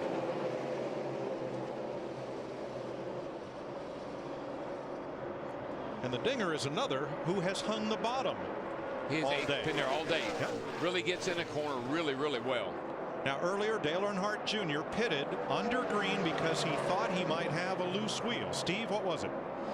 And Mike, they've been going over those tires. In fact, the Goodyear tire you see that's going on a stack right now, the tire specialist, Keith Weiss, wrote Goodyear, check dismount, 88. Goodyear engineers just came over to check it. The tires look like they're fully inflated, Mike. And Mike, one of the things that happens to these tires, they got an interliner inside of there, inside the outside tire. If you get that air pressure too low, that interliner will sit in there and shake just a little bit. And I'm seeing a lot of cars that look like they got awfully low air pressure. I think that's where some of this vibration is coming from. Yeah, you have to keep that interliner about 12 to 15 pounds minimum over air pressure than the outer tire. Little audio from our pole sitter, Dale Earnhardt Jr. here. I can't count on my one hand how many loose wheels I've had in Atlanta, and it's just weird. It happens here all the time. It's like this track and how rough it is, worn out it is, you know, how soft the tire is. You know, just kind of works them loose more often than other tracks. I don't know. A lot of load here. Well, Darryl, you talked about it. It's a 1.5 mile racetrack with a mile of corners. You better believe it's loaded a lot here. You put more pressure on tires here than you probably do anywhere because of the speed you run, how hard you have to jerk on the wheel all the time, and then how fast you are through the corners. Speaking of fast through the corners, speak about that 24 of Jeff Gordon right around Matt Kenseth, 5th place, 6th place now. The thing about Atlanta is you got the front wheels trying to turn the cars. You got the rear wheels with 850 horsepower trying to push you straight. It's a pretty big battle that goes on in that race car all day long. And then you got teams that bend the rear end to get the rear tires maybe pointing in a little different direction to overcome whatever else might be going on. They're pushing the envelope on a lot of things. These cars are all pretty yawed out, particularly on a track like this. See Denny Hamlin right there in that 11 car chasing down Montoya. Denny, how much faster he was in the middle of the corner versus that 42 car. But here's some good news. Talking to John Darby, when they go to the spoiler, he thinks they may be able to get rid, that the teams will want to get rid of that yaw because the rear spoiler will tighten the car up and you won't have to do it with the rear end housing. Which very well may happen here in a couple of races when we go to Martinsville the week after Bristol. Now, yaw is a term that comes from aeronautics. If a pilot's trying to fly the plane straight, but the back end is out to the right a little bit or out to the left because of air or whatever adjustments, the plane is in yaw. It's not flying exactly straight. Pitch is up and down, yaw is left and right. Here's your Toyota top performers, led by Denny Hamlin in 2nd. Marcus Ambrose was good in practice. 13th right now. Little battle here between teammates. 48's caught the 24. Not surprising, the 48 is hugging the bottom. Pretty much that's his usual G2 on a track like this. Yeah, I don't know that I ever saw the 48 up at the top even in those practice sessions yesterday, but he'll take that 6th position away from his teammate Jeff Gordon in the 24.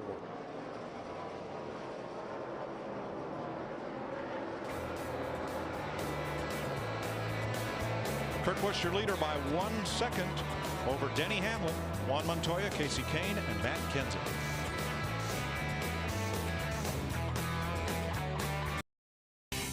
The Kobalt Tools 500 on Fox is sponsored by Sprint, proud sponsor of the NASCAR Sprint Cup Series.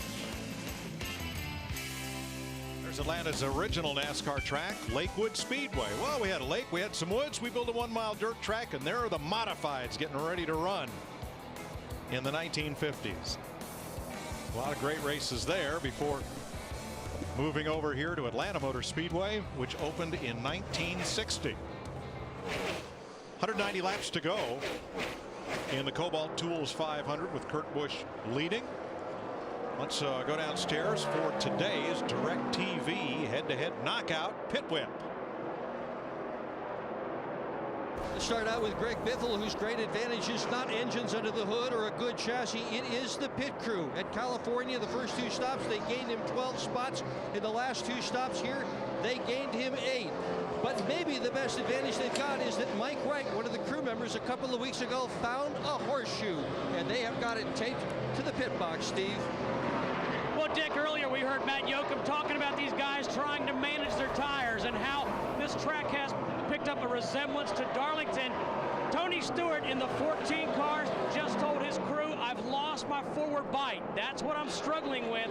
He said we have to get the back of the car back into the racetrack. Krista? Marcus Ambrose has gone from saying his car was good to great to no grip to way too loose. Lance Snack's on board.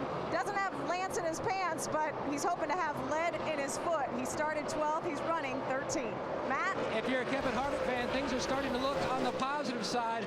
Harvick's still running back in the 21st position, but he says we're not there yet, but we are making big headway. We are getting much closer. And the last stop, Gil Martin did a wedge and track bar adjustment. The car is still free on exit, but not as free as it was before when it was like black ice.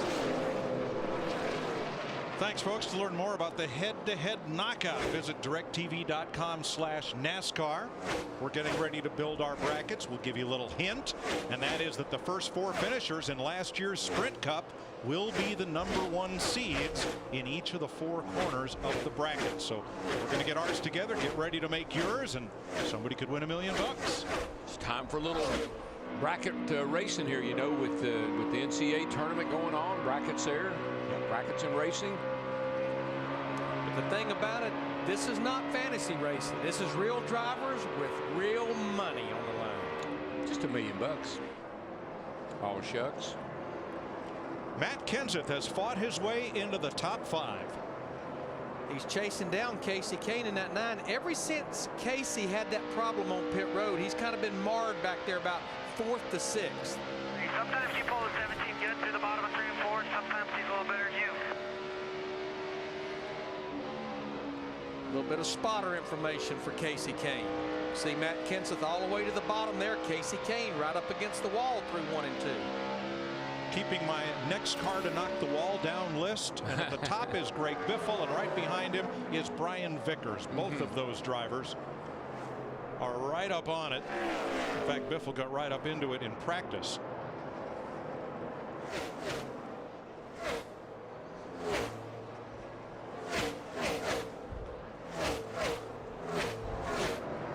Jeff Gordon has slid out of the top 10, Matt. He's in 12th. He's faded to the back a little bit more there because they've lost the balance of this race car. This is recent conversation between the 4-time champ and Steve Letarte.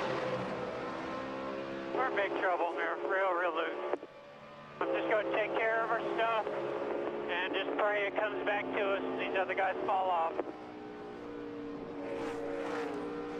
Yeah, I just don't know if it's going to come back until they get to pit road and make some adjustments and get 4 fresh tires on that car. And we're still a good 25 laps away, 25 to 28 laps away from what will be green flag pit stops. But see, Jeff Gordon's another one of those guys that the car could be terrible.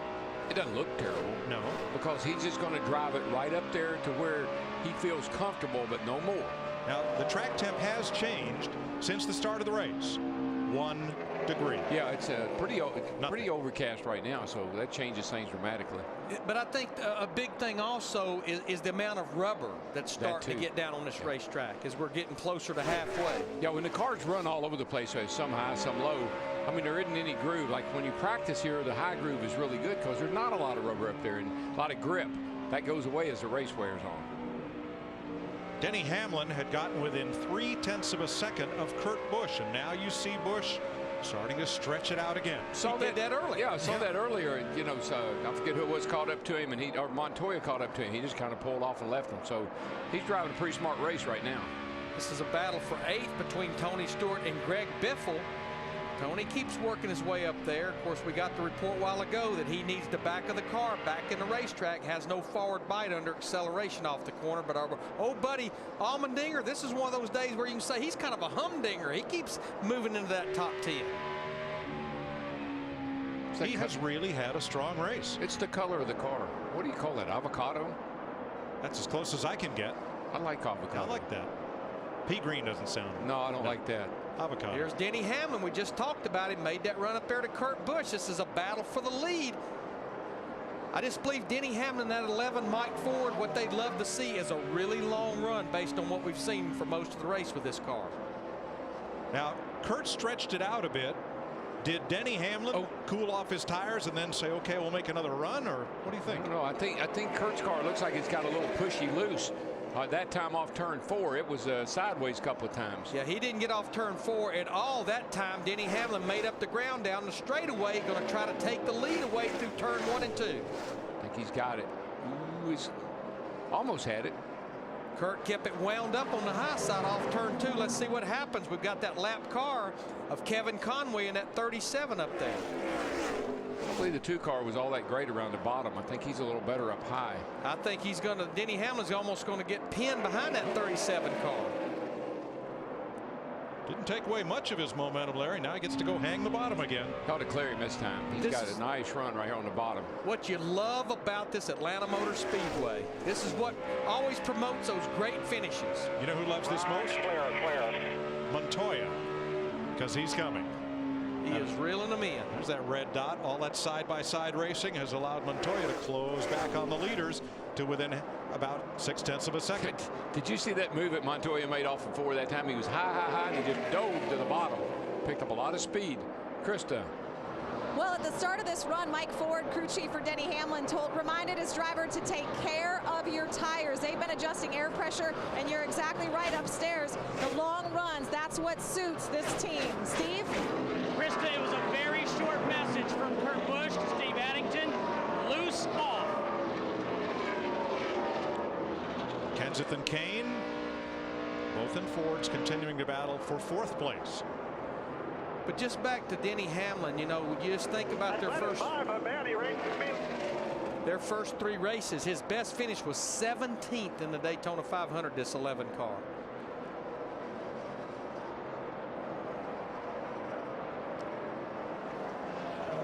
So Denny Hamlin puts his Toyota out in front of Kurt Busch by 0.6 of a second. Montoya, Kane, and Kenseth. 176 to go in the Kobalt Tools 500.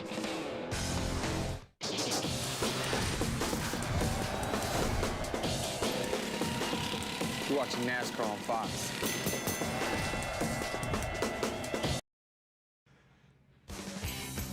The Kobalt Tools 500 on Fox is delivered by UPS, the only delivery company trusted trackside by NASCAR.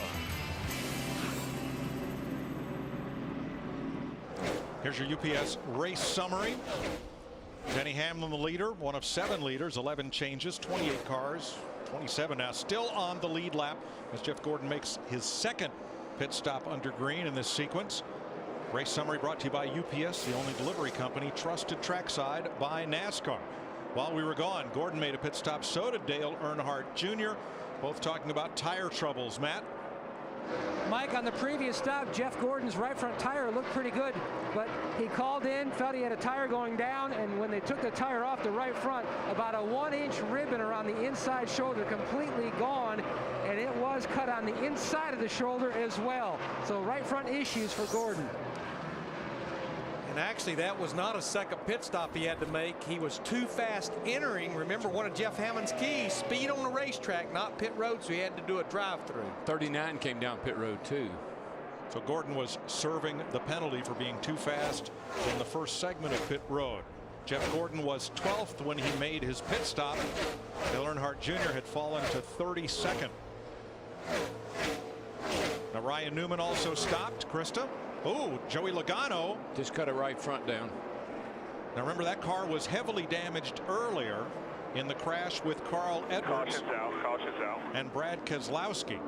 We don't want to kill a scam car because the tires will come get tires this time, bud.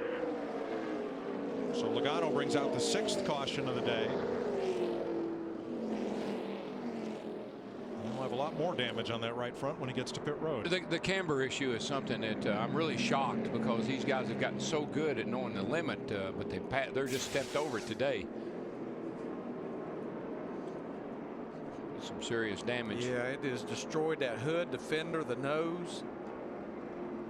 Digger. Joey had the problem earlier when Carl Edwards got sent up to him and sent him into the wall in turn 1 and 2. Regan Smith will get the free pass. Logano was already 10 laps down as the pace car picks up Denny Hamlin. 167 laps to go. And we anticipate that more than likely Ryan Newman, Jeff Gordon, Dale Earnhardt Jr. may very well take advantage of the wave around here, just like Dale Earnhardt Jr. did the last time the caution failed. Junior's getting to pit road about 5 or 6 laps too soon. That's twice now he's had to pit, and right afterwards had the caution. The difference on this one is he's 2 laps down, so the wave around will bring him back to just 1 lap down in the case of Dale Jr. That tire was absolutely destroyed. So she'll be feeding time on pit road for all the other lead lap cars. This time it's Denny Hamlin who leads them on to pit road at lap 158. Here's Matt. Cade in 4th. They're going to push a spring rubber in the right rear. He couldn't run the bottom like he wanted to the last run because the car was too free, Dick. More all day long. His problem is that as a run goes on, he loses forward grip. They're going to try to fix that. Krista. Denny Hamlin said this run, the start is better, not getting off of the corner as good as he wants, but better. Steve? Kurt Busch says, I'm loose off. You got to tighten me up. I need help with the left rear. They're going to reverse an air pressure adjustment, put a little wedge in the left rear of that 2 car. Hamlin and Busch off pit road, but Killer Bees pick up a spot for Matt Kenseth. 48 car loses 2 spots, as well as Casey Kane losing 1 spot. I think they're adjusting on that 48 car. It's what's slowing them down a little bit. So as they clean up from Logano losing that tire, let's go downstairs to Chris for an AT&T race break. Thanks, Mike. The 10th Atlanta Sprint Cup race for Denny Hamlin. His best finish 3rd and currently the leader. Remember, after he complained a little bit about the Toyota engines compared to Chevy. More on that in a moment. Dale Earnhardt Jr., your pole sitter, who chronicled his problems with the loose wheel, has never led as high as 6th when he went out for problems. Here, Brad Keselowski bumps into Carl Edwards, and then Joey Logano is affected, so Carl Edwards out of the race. Here are some of those problems for Dale Earnhardt Jr. as they examine the tire. We've counted at least 7 different drivers who've had some tire issues in the race. Mark Martin, one of those. Including him, you see here, left rear tire comes loose in him. He spins out, and away he goes. And Jeff, our most recent caution, Joey Logano here, 6th caution. One of the guys that got in the wall earlier with the right side, you see he had damage to the right front, blew that right front tire, and basically totaled out the right side of the car. When you talk about conserving your tires, how do you do that? Try to go out and win a race. Again, you have to pace yourself. You've got to feel what the car is doing, and you feel like you're leaning on the tire a little too much. You need to maybe change your line, your entry, or the way you attack it. And sometimes that's very difficult to do. Very rough racetrack, but we're seeing a lot, I think, attrition because of that, including this 88 car. They felt some things, and they haven't found them, but they've been able to get on pit road. But each time they stop, somebody else has problems, and they wind up going down more laps. Larry McReynolds pointed out earlier, there's more rubber being laid down on the track. We know about the abrasive surface. So how does that change maybe the position of where drivers can go? Well, you have to just kind of search around. We always talk about, you see guys like Tony Stewart who normally runs the bottom of the racetrack. Now he's running the top of the racetrack. It's just depending on what your car is asking for. Beautiful thing about Atlanta, you can pick and choose for low, middle, or the top. And also at the top of the racetrack, Chris, I've seen a lot of what we call the marbles. As they start to clean up around the racetrack, they're going to try to get some of that. There's a vacuuming truck around that top groove trying to get some of that rubber off that top groove so they can go back or closer to the wall. You don't want to lose your marbles. I know that's something you worry about. Working with you has that problem. Real quick, though, Denny Hamlin said, it was in his USA Today diary about, I think Toyota is behind on their motors. Of course, the head of Toyota Racing Development didn't agree because he was talking about Chevys. They won all 3 races. They've been dominating. I know we got a long way to go in this race. Do you see Toyota, the thing's a little bit different than what Denny was talking about here? Denny looks to me like his car is working really well through the corners, and that makes him look like he's got better horsepower. Good handling race car here today is one that's going to get you to victory lane. You may have better horsepower than somebody else, but if your car's not handling and keeping the tires up underneath it, you will not win this race. Good competition up front, so it's not been all Chevy. Kurt Busch and his Dodges led the most laps at 65. And text your opinion on who you think should win the AT&T Fastest Pit Crew of the Year award. Points are awarded for the fastest pit times. Jeff will select the winner. And it is delivered by AT&T, the nation's fastest 3G network. So we've got 7 leaders, 13 lead changes under our 6th caution. We'll get ready to go green here in Atlanta in just a moment. The Kobalt Tools 500 is sponsored by Ford F-Series, America's best-selling brand of trucks for 33 years straight. Built Ford tough. By McDonald's, I'm loving it. and by AT&T, a better 3G experience.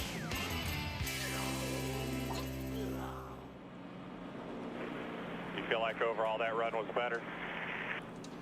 Yeah, Tim Ford, the start was better. It's just I lose the ability to really arc in.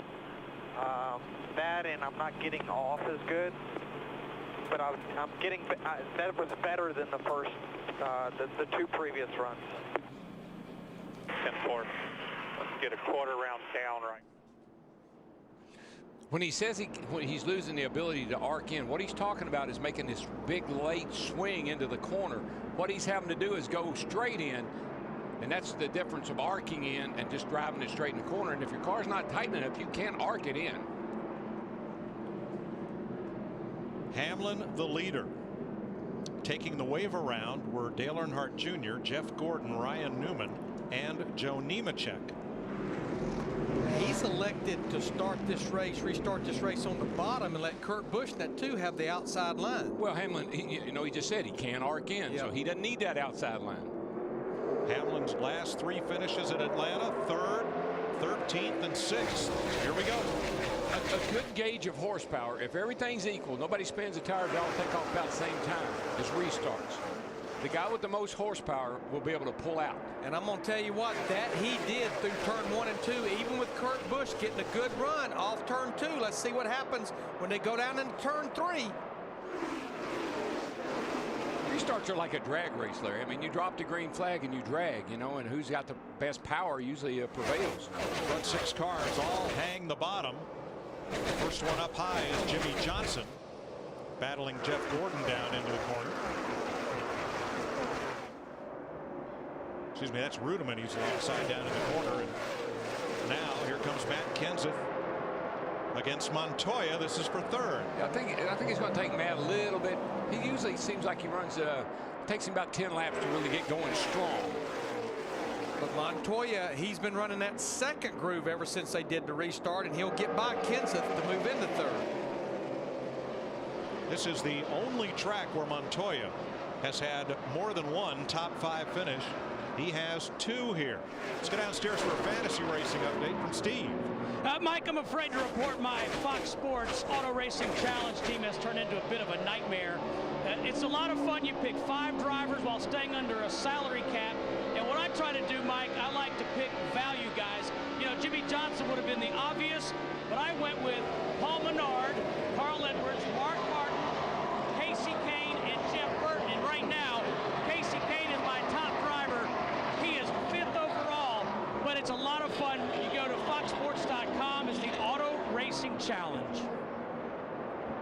We do need to mention what happened to Jeff Burton is they elected to make a second pit stop under that caution. Now David right Rudeman. Rear. I think I think it's the right rear. I don't think it's engine. I saw a little smoke there, but I believe he's got a right rear now. And he was running in the 7th position. He dropped down to the apron in turn 3. No, Here's something in the bottom. That's not it's not a tire. I thought that right rear looked soft, but that's coming out the tailpipes. Not good. Just one flat. Down a cylinder. We'll have a look at it. It's a valve. That looks like it dropped a valve, maybe. Hamlin under a charge for the lead from Kurt Busch and Montoya. I'm going to tell you what, our top 5 is right there together because look at Montoya all over the rear bumper of that 2 car. Tighten it up at the front of the field. Everybody's getting their car better and better and better. Here comes Kenseth on the bottom. And there's Casey Kane in that 9 car. He's been working for 100 laps trying to overcome that problem on pit road. And there he is. Looks to the inside of Kenseth down the back straightaway. Kenseth got to pushing up off of 2. He had to burp it a little bit. And here come the 9 car. Well, Denny Hamlin could not stretch out a lead here. He's got lots of company. Dick? Montoya has just heard from his crew, save the splitter. That's how intense it is up front, Mike. Wow. Ooh, save that right rear quarter panel, too. Woo. I got the splitter, boys. Don't worry about that. Not right rear. That's a whole different story. Well, I'm going to tell you what. One reason they're getting concerned is 5 of our top 10 just ran the fastest lap of the race. Look at Montoya. Just slams in there in the second. That's his perfect groove. He goes in a little high and then he dives to the bottom. Little encouragement to take the lead, get those 5 points. There's Casey Kane in the 9, led this race so much in the beginning.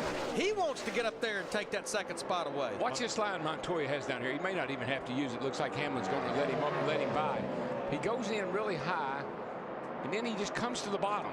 He kind of cuts down to the middle of the racetrack and picks up a lot of speed coming down the hill. See that gap? For the first time today. Nice job. That's what I'm talking about, dude. Stay right rear. Juan Montoya is your leader for the first time today. He's the 9th different leader of the race. Wearing him out. Say the splitter. Okay, now say the right rear. Save me some fuel. I would say with him, it's right rear tire and right rear quarter pound. I'd be telling that crew chief, give me a break, man. There's Casey Kane in that 9. Moves to the high side of Denny Hamlin. Takes that second spot away, but here comes Hamlin fighting back on the bottom.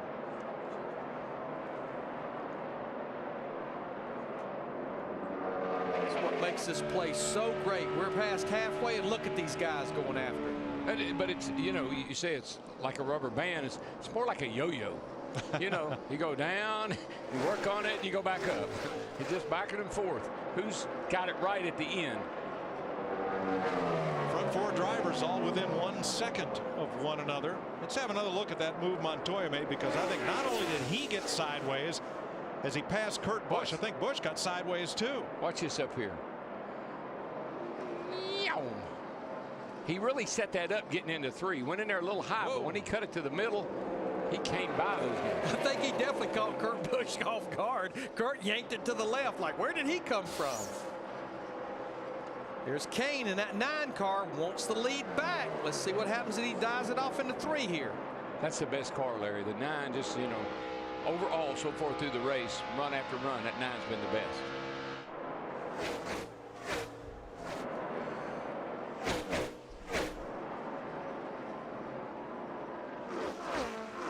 With the wave around, our pole sitter Dale Earnhardt Jr. now just 1 lap down, as is Jeff Gordon and Ryan Newman. Here's Steve. Mike, team owner Rick Hendrick has made his way down into the pits. I got to tell you, it's still a bit of a mystery down here. Tire specialist Keith Weiss said it might be a rear hub. I can tell you what it's not. It is not related to the rear axle problem they had in Fontana. Keith Weiss also saying they're looking at serial numbers, but these guys were standing here, Mike, with their palms up in the air. They're mystified. But Steve, although Dale said on the radio it felt like a loose wheel, you've seen no evidence of that? The tires are fully inflated, Mike, and that's what Keith Weiss is mystified about. He said they're fully inflated. We don't know what the problem is. And that's a head scratcher. And I mean, it's very concerning anywhere, but especially the speed you're running at this place. I've had brakes. I've had a rotor be warped. Put your foot on the brake and it'll shake the whole car. Not saying that could be the problem, but I wouldn't count that out. Let's get an update on his teammate Jimmy Johnson in 6th, Matt.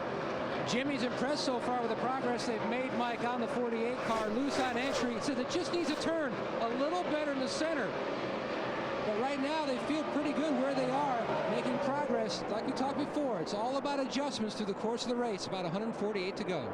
Now on the left, you see Chad Knaus, crew chief for Jimmy Johnson, Kenny Francis, crew chief for Casey Kane, talking to each other. Remember, we've documented the whole race. Those guys are pitting right beside each other, and they've kind of been on top of each other all day long in the pit. Well, I think that's a conversation where, look, I'll let you know when I'm coming, and you let me know when you're coming, so we don't come in together. And of course, Matt, the problem is the 9 car's pitting behind the 48, and with him leading the race, he gets to his pit box first.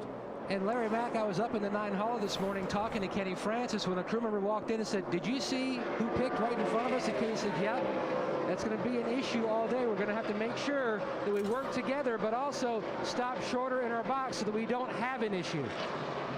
Well, the good news is Casey Kane in the 9, Kenny Francis, they have a small opening behind them. And then out in front of Jimmy Johnson, which was a problem earlier, David Gilliland in that 38 car, he is actually down a lap or so now, so that kind of helps the situation. I'm wrong on that. Gilliland is still on the lead lap based on a little bit what happened a little bit earlier. Remember, the last caution flag stop, Gilliland waited a couple laps to come in so those two could get their business done and get back out. Kane is the leader, Juan Pablo Montoya in 2nd.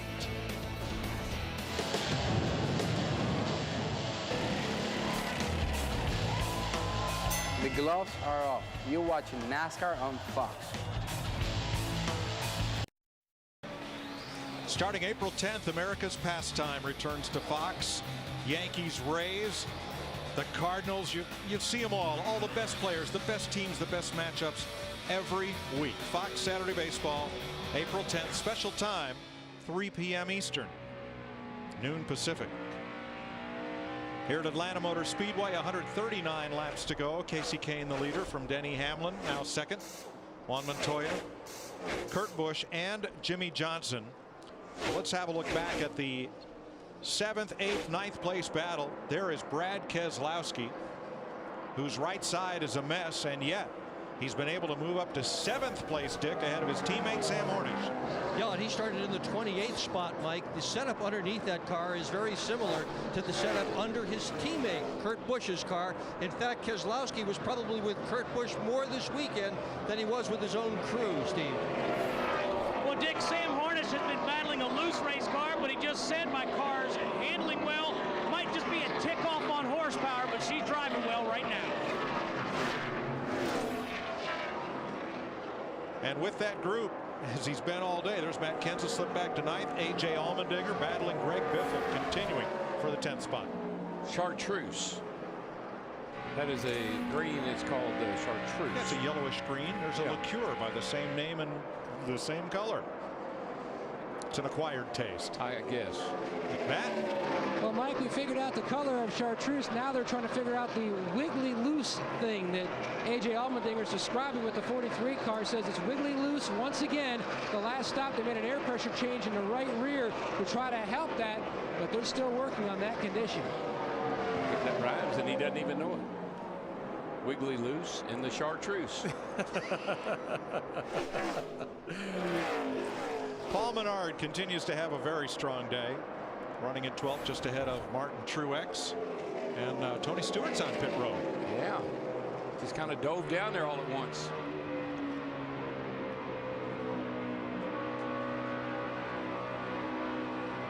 Riding with Martin Truex as Stewart comes down to the attention of his crew and Steve Burns. Mike, just heard Tony Stewart say, I think there's a problem with one of the left tires. I saw his crew members all jump up on the wall at the same time, which obviously is a sign that there was a problem. Tony thinks it's a left side tire. He's going to get forward, no adjustments. Stewart was the 6th place car when he elected to pit under green.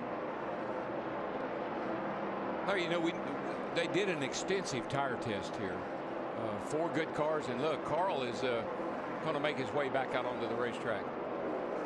It's good shakedown here, bud. Then let's come to pit road, look at it, Chief.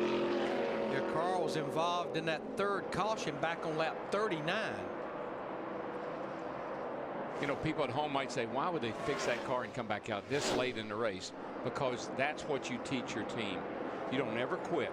As long as the race is going on, we get it fixed, you get back out. Well, go back to last year. Kyle Busch missed the chase. I mean, by single-digit number of points, all but. So every point is so valuable in these first 26 races.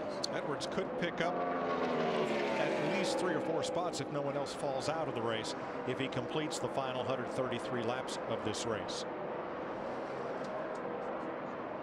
All right, back to Steve on the Tony Stewart stop. And Mike, Tony said he thought he had a problem. You can see right there, one of the Goodyear tire engineers has just come in. Tony's telling his team right now, I'll take some of the responsibility for that, but you can see what that tire looks like off Tony Stewart's car. I don't want to make a premature judgment here, but it looks like the Hendrick and Hendrick-related cars are having their issues here today. You know, we saw Jeff Gordon, the 24 car, with a right front wore out on the inside. So right now, seeing just a little bit of a pattern. You know, Mark Martin has had a problem. Dale Earnhardt Jr. has had a problem. Seeing a little bit of a pattern. Yeah, well, if everybody's teammates and everybody shares information, sometimes that information isn't good. And remember, Ryan Newman hit pit road earlier for a tire issue. So right now, maybe I don't need to push the envelope too hard. The guy we were just riding with, Jimmy Johnson, in the 48, the only Hendrick or Hendrick-related car that's not been to pit road with a tire problem. And I've been watching that 48 car, Larry, and it's just so methodical. Top 10 for a while, rode along there. All of a sudden, he's top 5. I look at his lap times. They're getting to be more and more in line with what the fast cars are, just slowly but surely. Carl Edwards made 2 laps, came to pit road for adjustments. They'll send him back out to run as many laps as he can. Look everything over while you're under there. Jimmy Johnson may have a vibration. Matt? And Mike, he said he might have a possible vibration on that 48 machine. Really hasn't said much since that. We just had talked about him, that he's the only Hendrick or Hendrick-related car that has not been to pit road for an unscheduled stop. Chad Canals ain't gonna like what I'm saying up here. He's gonna tell me to keep my mouth shut. Casey Kane the leader by 1.7 seconds over Denny Hamlin.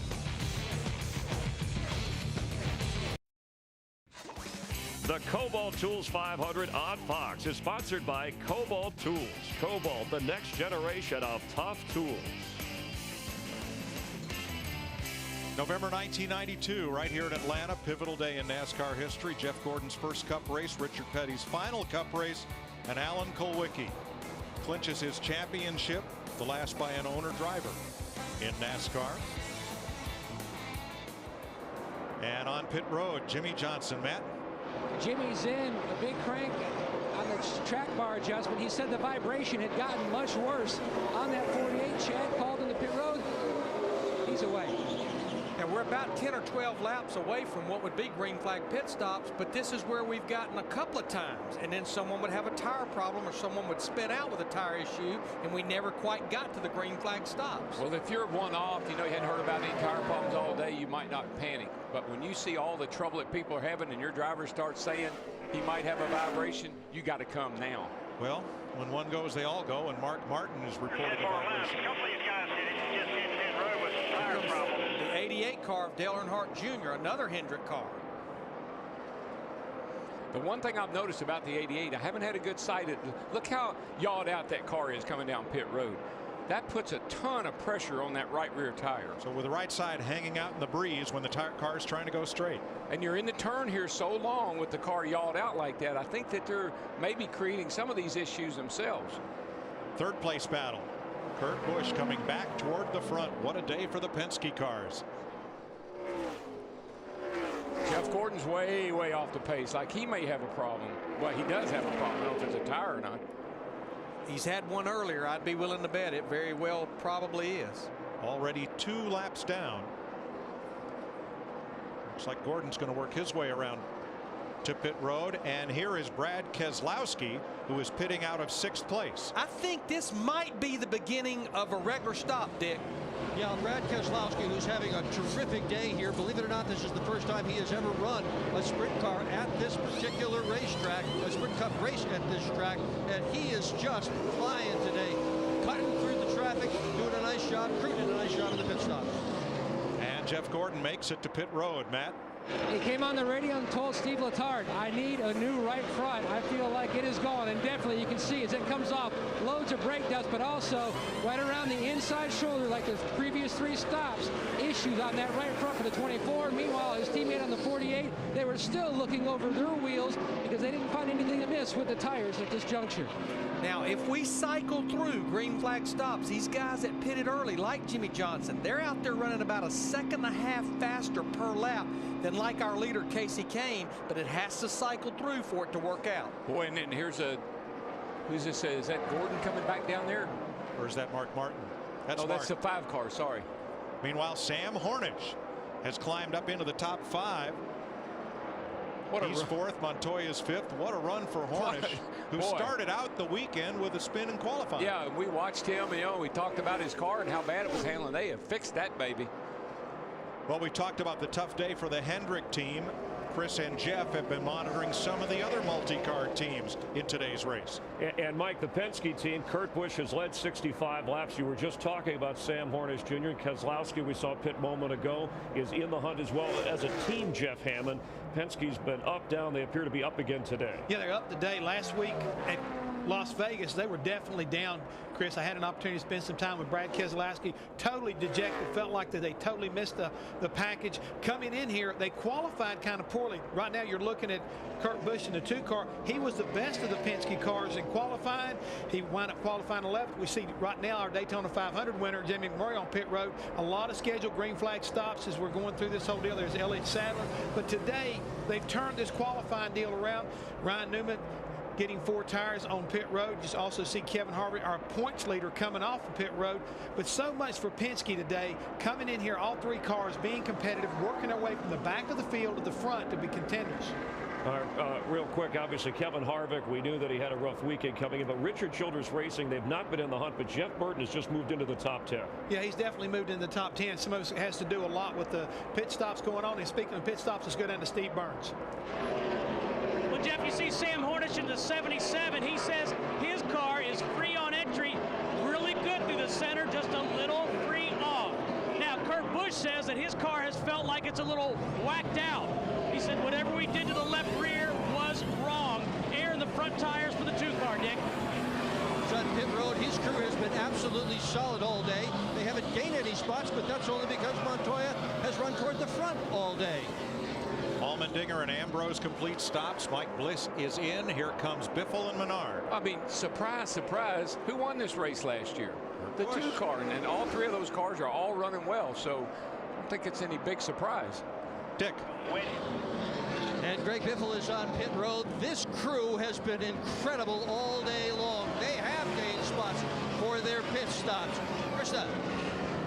Paul Menard has been cranking off quick stops despite the fact that their rear tire changer sliced his hand this morning. He has 7 stitches. Paul Menard has a great race car.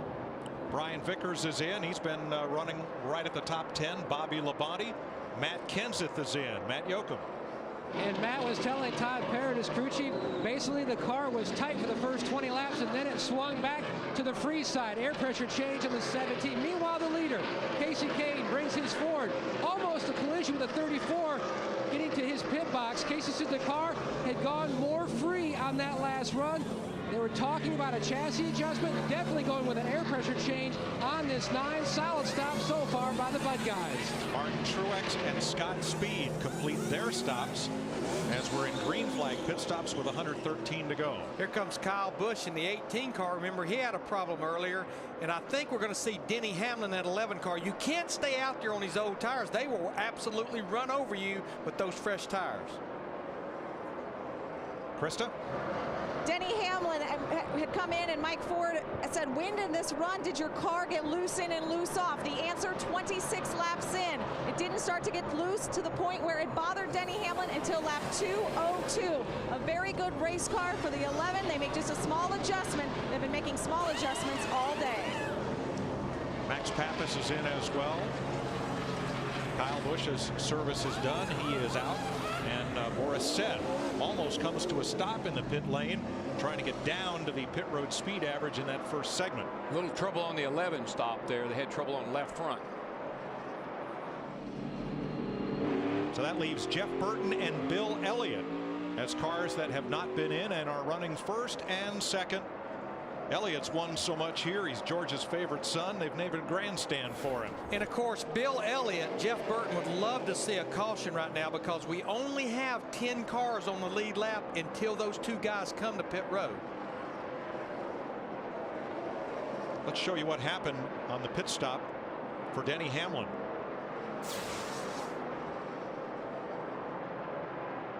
Oh, not enough hose.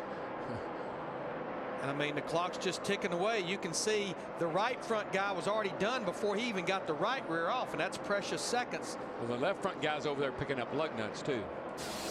Jeff Burton on pit road in his Richard Childress Chevy. He is the race leader. Krista? And this could get interesting. Jeff Burton only has brakes on the front of the car. He had to kind of just wiggle it in a little bit. They were worried they may not have enough brakes to even stop in the pit stall. And Jeff Burton actually had the best rear grip that he's had all day on that run. Bill Elliott climbed the hill in 1 and 2, almost to the wall. He's out of tires. He is bringing the Wood Brothers Ford to pit road. So we have now cycled all the way through. Casey Kane had such a lead, even with pitting later than these other guys. He's going to assume the lead, but the real winners on this deal, remember, Jimmy Johnson pitted back on lap 201 and Tony Stewart on 189. They got advantage of those fresh tires.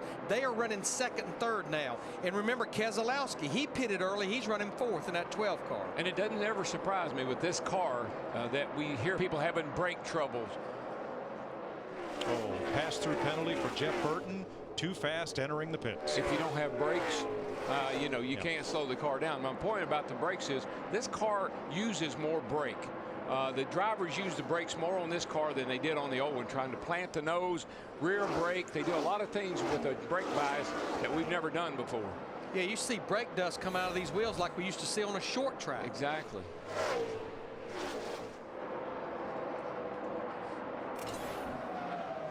.108 laps to go.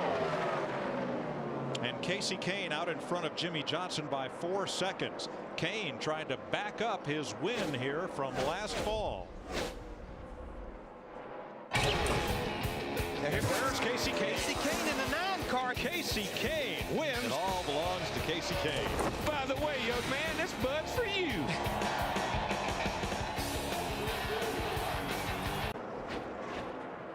Sprint brings you an inside look at what's happening now inside the NASCAR Sprint Cup Series. Top speed Jeff Burton 180.94 miles per hour. And at this moment, Jimmy Johnson would take over the Sprint Cup Series point lead. He is running second, and Kevin Harvick, who came into this race with the point lead, is 22nd. There's a look at the difference based on where they're running right now. Not a great day for most of Hendrick Motorsports, nor is it a stellar day for Richard Childress Racing. No, but that 48 car just keeps inching closer and closer to the front, and we got a caution. Debris on the front straightaway will put us under caution for the 7th time today. That's actually a huge break, in my opinion, for cars like Tony Stewart, like Jimmy Johnson, because remember, they were so far off sequence on those guys that made their regular scheduled pit stops under green. There's Stewart running in 7th. Yeah, Tony was going to have to pit probably in about 15 laps with that 14 car.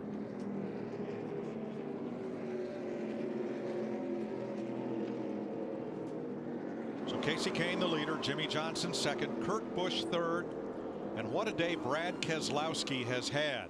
After getting into Carl Edwards to bring out the third caution of the day, and then getting into the wall with the whole right side of his car, he has stormed back and is running in the top 5. Well, and he is running that well too. He didn't luck in there by pit stops or anything else. That car has been that good. Jamie McMurray will be the free pass car on this caution. And I think it's been long enough since everyone made their stop that everyone will come to pit road for 4 fresh tires, because we are now right at 100 laps to go in this 500-mile race. Pit road's open, and here they come. Matt? Mike, just like on the interstate, the 9 team is worried about the 48. The 48's worried about the 38. Everyone's going to try to stop short in their box. Casey Kane said his car's a little free, no changes. The same thing for Jimmy Johnson. He said he started to get free on that last run. They're going to make a track bar adjustment. Dick? Brad Keselowski pits out of the 4th position. They're going to make a minor chassis adjustment in the car and 4 tires. Jay Guy has done a great job running this team, Kristen. Mike Ford told his crew, we got to get that time back from that bad stop before. 4 tires. Steve. Mr. Kurt Busch says his car is better. Little loose in, little loose off, and a little air in the right front for the 2. Once again, David Gilliland does not pit, so he is the race leader. Look at the gain at Allmendinger, that 43 car. Picked up 3 spots, and it doesn't matter who's guiding the ship for that 17 car. They prevail on pit road, 5 spots. Car's good, pit crew's better. 99 laps to go in the Kobalt Tools 500. The Kobalt Tools 500 on Fox is sponsored by Verizon Wireless. Big racing fan? Get Verizon Championship Racing for race highlights, behind the scenes, and exclusive interviews right on your VCast phone. From the network with the most 3G coverage. Verizon.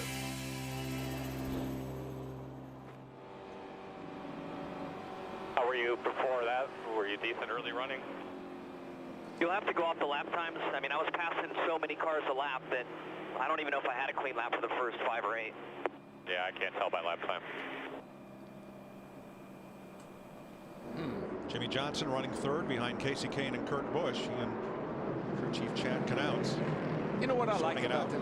What I really like about those two guys, even when it's going good, they still challenge each other. I mean, it's not cranky and it's not, you know, not snippy. They just kind of challenge each other. Did you say cranky? I think that's what he said. What do you think? I think we ought to crank it up on this restart.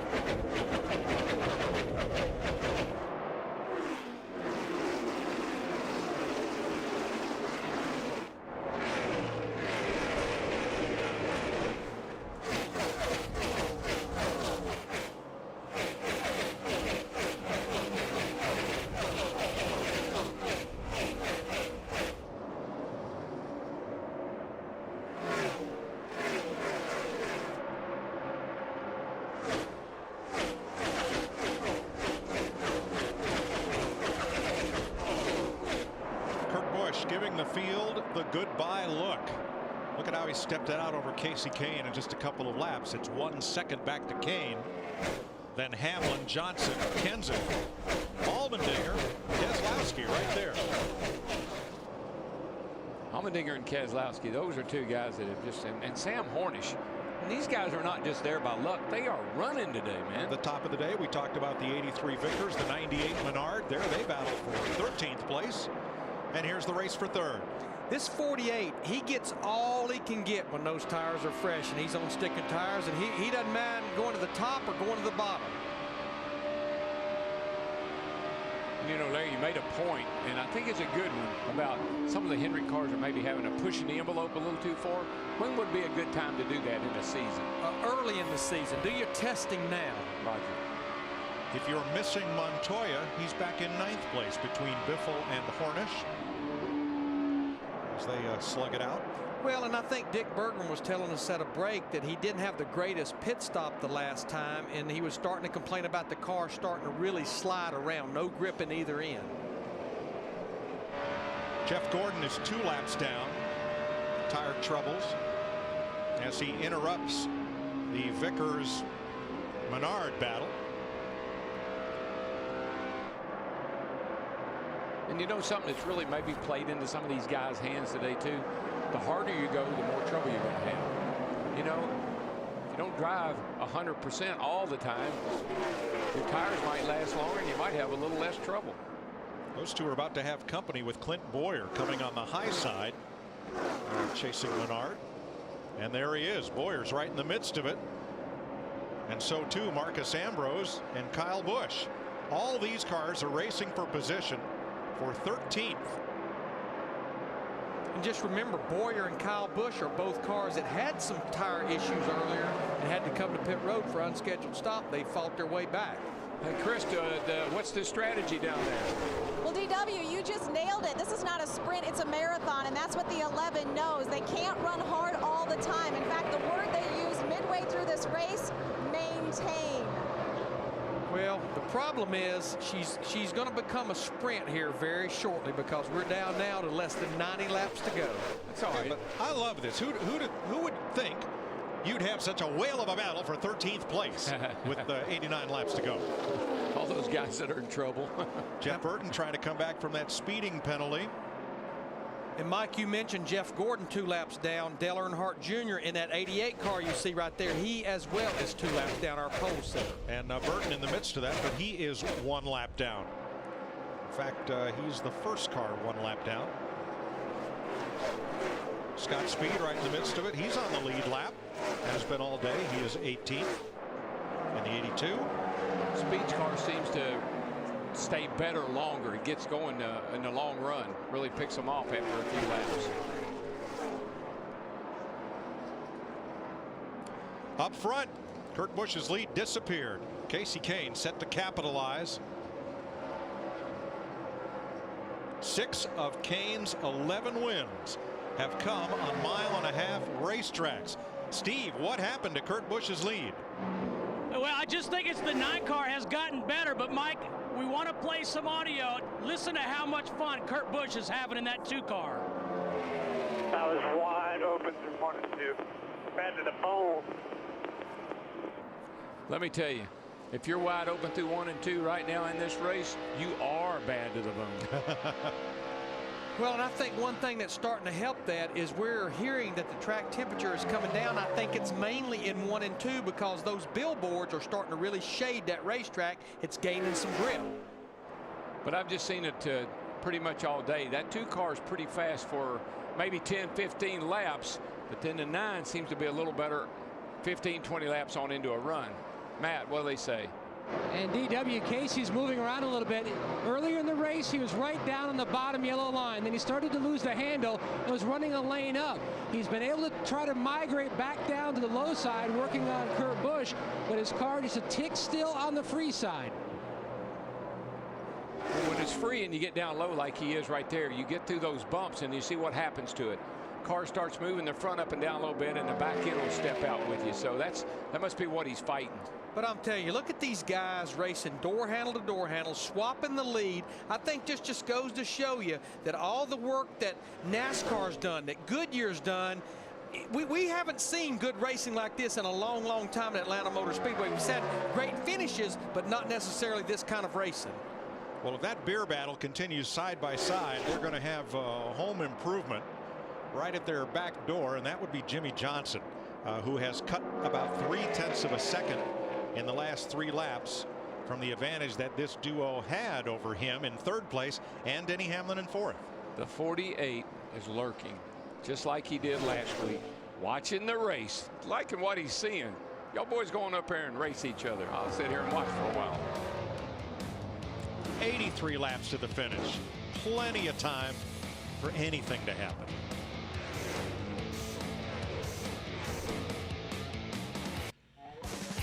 The Kobalt Tools 500 is sponsored by Chevy. Every model is backed by a 5-year, 100,000-mile powertrain limited warranty. By Napa, Napa know-how. And by Coca-Cola. Open a Coke and enjoy the race. 77 laps to go in Atlanta. You're watching race leader Casey Kane from our aerial coverage, brought to you by DirecTV. It'll change your life. Call 1-800-DirecTV. Let's show you the lead lap cars beginning at 21st place with the number 21 of 5-time Atlanta race winner Bill Elliott. What helped him was that caution. When he stayed out and led some laps, that caution came out just right for him. Started 34th. Now Sam Hornish has been in the top 10 much of the day, but he's slid back to 20th. Steve? And he may have a problem, Mike Joy, which is a shame. As you said, he got up to the top 10. I mentioned a while ago that he may have a horsepower problem. Well, it's actually a power problem. He said he has switched ignition boxes. The crew has a backup battery ready in the pit. So it's not horsepower. It may be just power in general. We're getting into that last 100 miles where this place starts taking a toll on engines. This is when you don't want any achy breaky parts. I'm telling you, they're getting tired. 18th is David Gilliland. Got to tell the story again. His car owner Bob Jenkins was watching racing on TV, told his wife, I want to start a race team, I want to be in Sprint Cup racing, and his wife said, we don't even own our road car. We lease it. You want to buy race cars and a race team? Gosh darn it, he's got a multi-car operation and doing well. But I'm going to tell you what, as we look at Scott Speed, that's in the 18th position, back to Gilliland. Remember, that's a guy that I think's been more than a fair sport, staying out an extra lap on pit road that leave the opening for that 48 car. Yep, hasn't hurt him. Scott Speed's had a good day. And how about Kyle Busch for the elevator ride of the day, being up and down and up and down, and he's trying to fight his way back, Kristen, out from 17th. Yeah, I guess that would be a little bit like a yo-yo. You know, he raced in the truck race yesterday for his own team, and competition director Rick Wren called Dave Rogers last night to give him tips on this tire. They have had tire issues. At one point, Kyle Busch told his team, get the plane ready. He was ready to go. Now he's going in the other direction, climbing back up the speed chart. 16th, Jamie McMurray in his Chevrolet, started 24th today.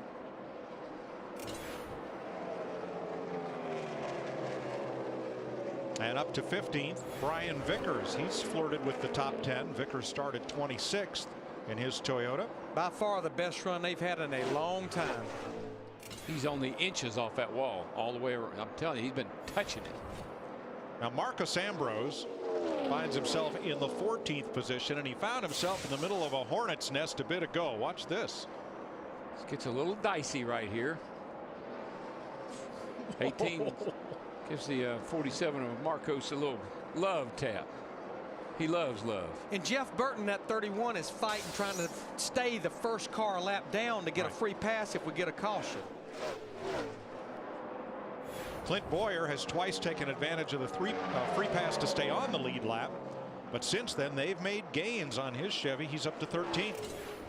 Slipping and sliding. I'm telling you right now, the track is as slick as it's been all day. Trying as hard as you can try right now. Come down the end of the day, you're going to see a lot of cars out of control.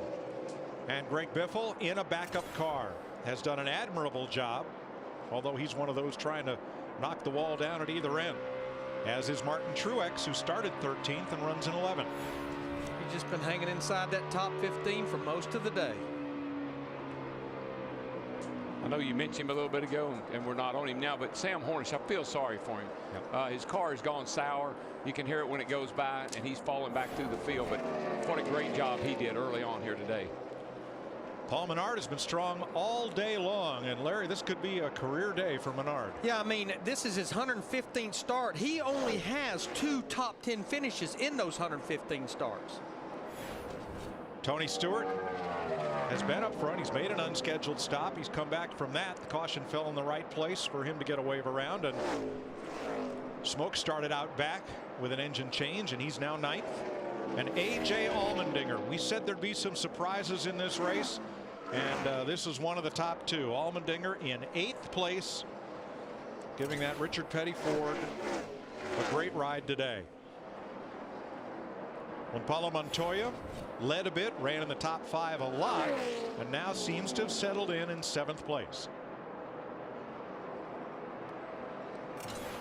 But the big surprise of the race, Brad Keselowski triggered a caution, hit the wall, but has rebounded, Dick, to run in 6th place.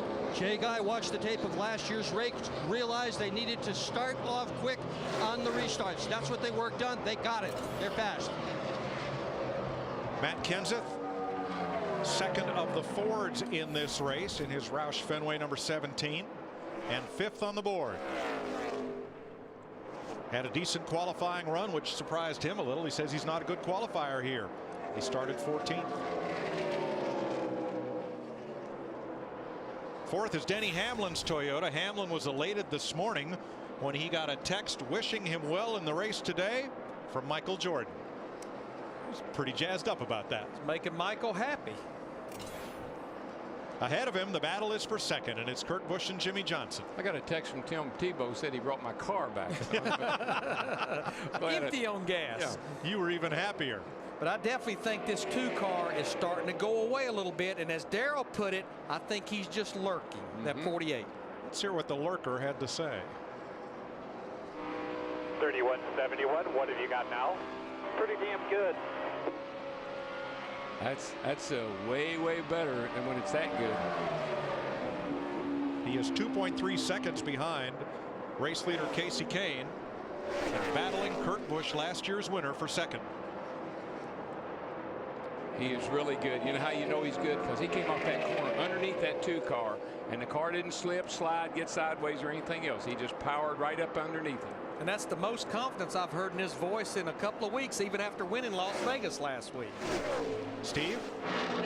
Mike, Kurt Busch just told Steve Addington, I'm tracking a little bit to the loose side. They're already talking about their adjustments for the next pit stop. They're going to drop the track bar and drop some air out of the front tires.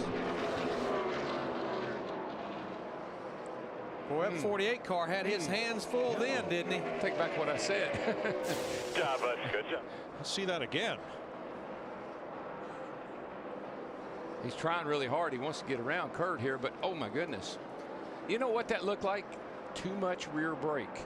That's right where you would apply a little bit of brake to get that car to turn. May have just stepped on that brake pedal a little too hard. Just to set the stage, we have 64 laps to go. If we stay green, we will have green flag pit stops coming up in about 12 to 16 laps. Might be the money stop. When you do that, though, you get your right rear tire mad. Can Jimmie Johnson make it 3 wins in a row? It's going to take brains and brawn to finish up front.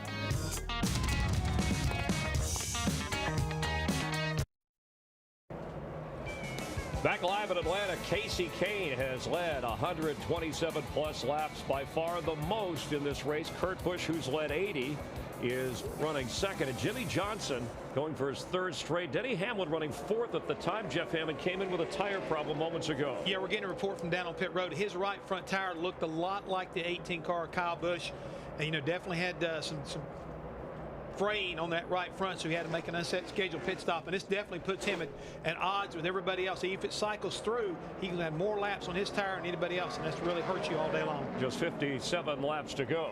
And watching that car, Dale Jr. was definitely sideways right there when the 5 car of Mark Martin. Take a look at this, Chris. Coming off his corner, Mark kind of started looking underneath him. You see the 88, he gets sideways. You can see him inside there, working it inside there. You can see his hands back and forth, trying to save that 88 car. And Dale Earnhardt Jr., our pole sitter, has not led a lap all day. 2 laps down currently, and is having some problems. Yeah, he's currently running 30th right now. He's had tire issues all day long. But here's the guy that's really risen to the top of the cream of the crop all day long. The 9 car of Kasey Kahne had some troubles on pit road, but he's been fighting his way back all day long. His car has been solid. No mistakes, no problems with any kind of tires all day long. And Kasey Kahne, his future, like that Oscar-nominated movie Up in the Air. I mean, he's not sure he's going to be back with Richard Petty Motorsports 4. Well, he keeps having solid runs like this. There's no reason to leave Richard Petty Motorsports. But the key is, and Larry McReynolds was talking about it a minute ago, we've got pit stops coming up here in a short while. And if the guys, we restarted this race on roughly 2:30, so that means you kind of split it. You need to make about 48 laps and then make another 48 laps to finish this race. And I think that's what I'd like to do if I was a crew chief. The key is, I think, with the 9 cars, don't get caught staying out too long. The guys are going to start making their pit stops, I think, in the next 8 or 10 laps. And we saw earlier they lost 6 spots, the 9 crew, and Kasey Kahne was able to make that up. So don't forget to vote for the fastest pit crew. Text your selection to 2258. Here are the guys I've been liking all day long. The 2 of Kurt Busch, Denny Hamlin's crew's been solid, even though he had a problem just a moment ago, as well as the 9 car of Kasey Kahne. And delivered by AT&T, the nation's fastest 3G network. As we're looking at pit stops, let's check in Tony Stewart and Steve Burns. Chris, Tony Stewart down pit road. He just told his crew it's nice on entry and exit. It's just a little bit too tight in the center. See a chassis adjustment on the 14, obviously 4 tires. 4 tires is packed full of gas, and he's away back up to Mike Joy. Thanks, Steve. Regan Smith is in right behind him. The pit window has just barely opened, meaning that if the race stays green, they can go the distance from here. Yeah, what Darian Grubb, crew chief for Tony Stewart, did, he got to that window and said, you know what, we're going to try to take advantage of fresh tires just as quick as possible. Elliott Sadler and Bill Elliott choosing to do the same with 52 laps to go.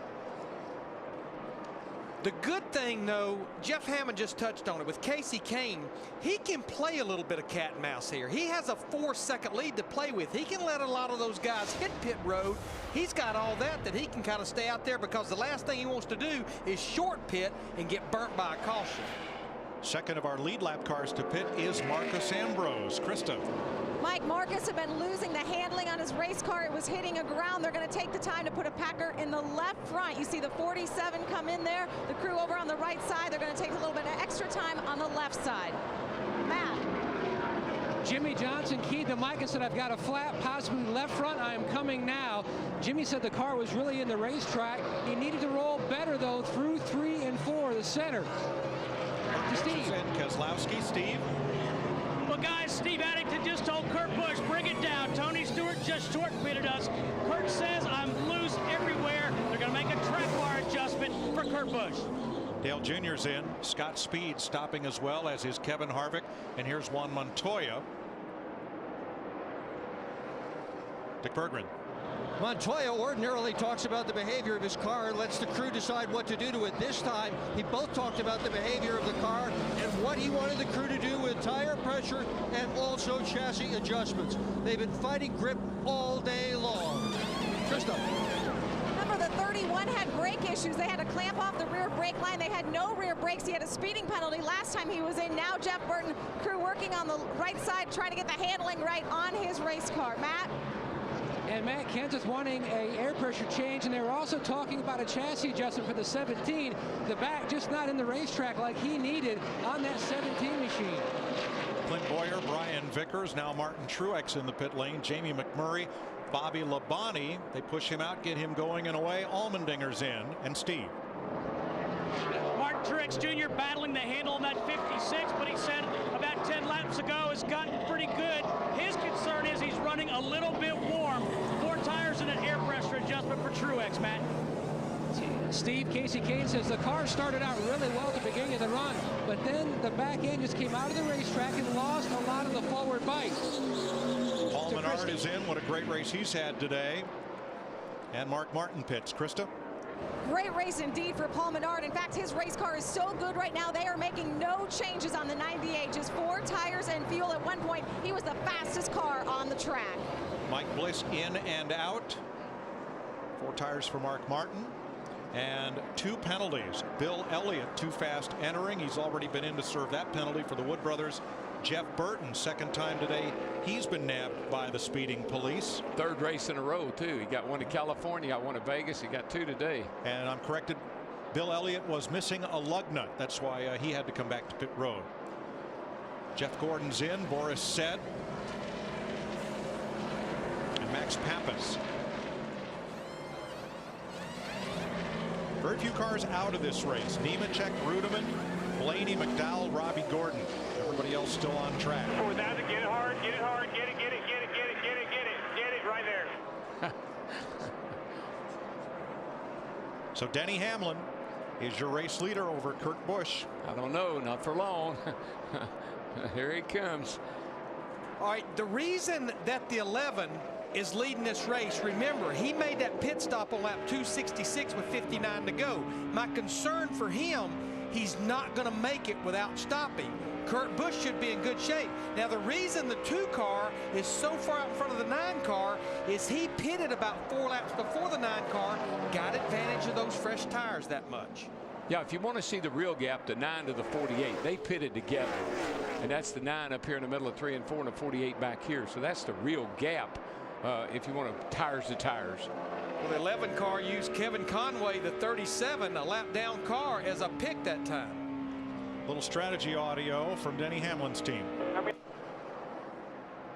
We left short, all we might. We're right on the border. We can make it on fuel right here, but none to spare.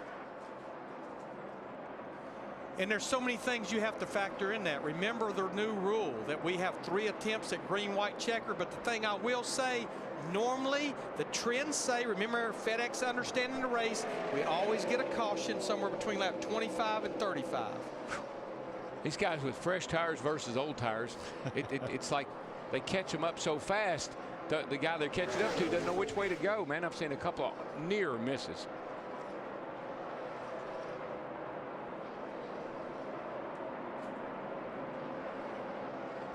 Jimmy Johnson sitting in fourth, winner of the last 2 races. He's also the last driver to win 3 in a row. That happened in 2007. And here's Matt on the 48. Mike, the wear pattern issue that we've been following on the 24, Jeff Gordon on that right front, similar issue for Jimmy Johnson, although his looked much worse than Gordon's. About 2 laps before he said, I've got to hit pit road, he radioed the Chad Knaus. I picked up a slight vibration. Great call by the driver. Called an audible, came in a couple laps early, so they wouldn't have any bigger issue with that right front. Tell you what, that 11 car can make it on fuel, but his biggest problem is engine number 9. Look at that 9 car of Casey Kane. He's getting back in the gas about 20 car lengths for anybody else and really accelerating up off these corners, and the car's sticking for him. Right there, that showed it right there. That was on the gas and not on the gas. Adios. Looking for his 3rd Atlanta win. Casey Kane goes back out front with 42 laps to go in the Kobalt Tools 500 on Fox.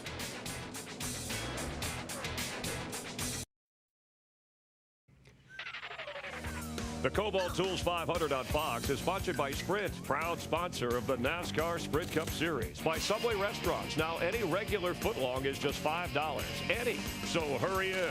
And from Warner Brothers Pictures' Clash of the Titans, the Clash begins in theaters everywhere April 2nd. Sprint brings you an inside look at what's happening now inside the Sprint Cup Series. That's how many eyeballs are glued to Fox and to NASCAR Sprint Cup Mobile. Biggest mover today, up 32 positions, is Tony Stewart. You saw the pace car leading the field around under caution. Here's why. It's that left front tire. Denny Hamlin cuts down a left front, and the debris puts us under caution for the 8th time today. Pit road is open. Here's Matt. Kane stopped short in his box. He would like to have pushed in a spring rubber, but he didn't want to take the time. No changes for the 9. Meanwhile, Jimmy Johnson says he's got decent grip. More of the same from the last stop.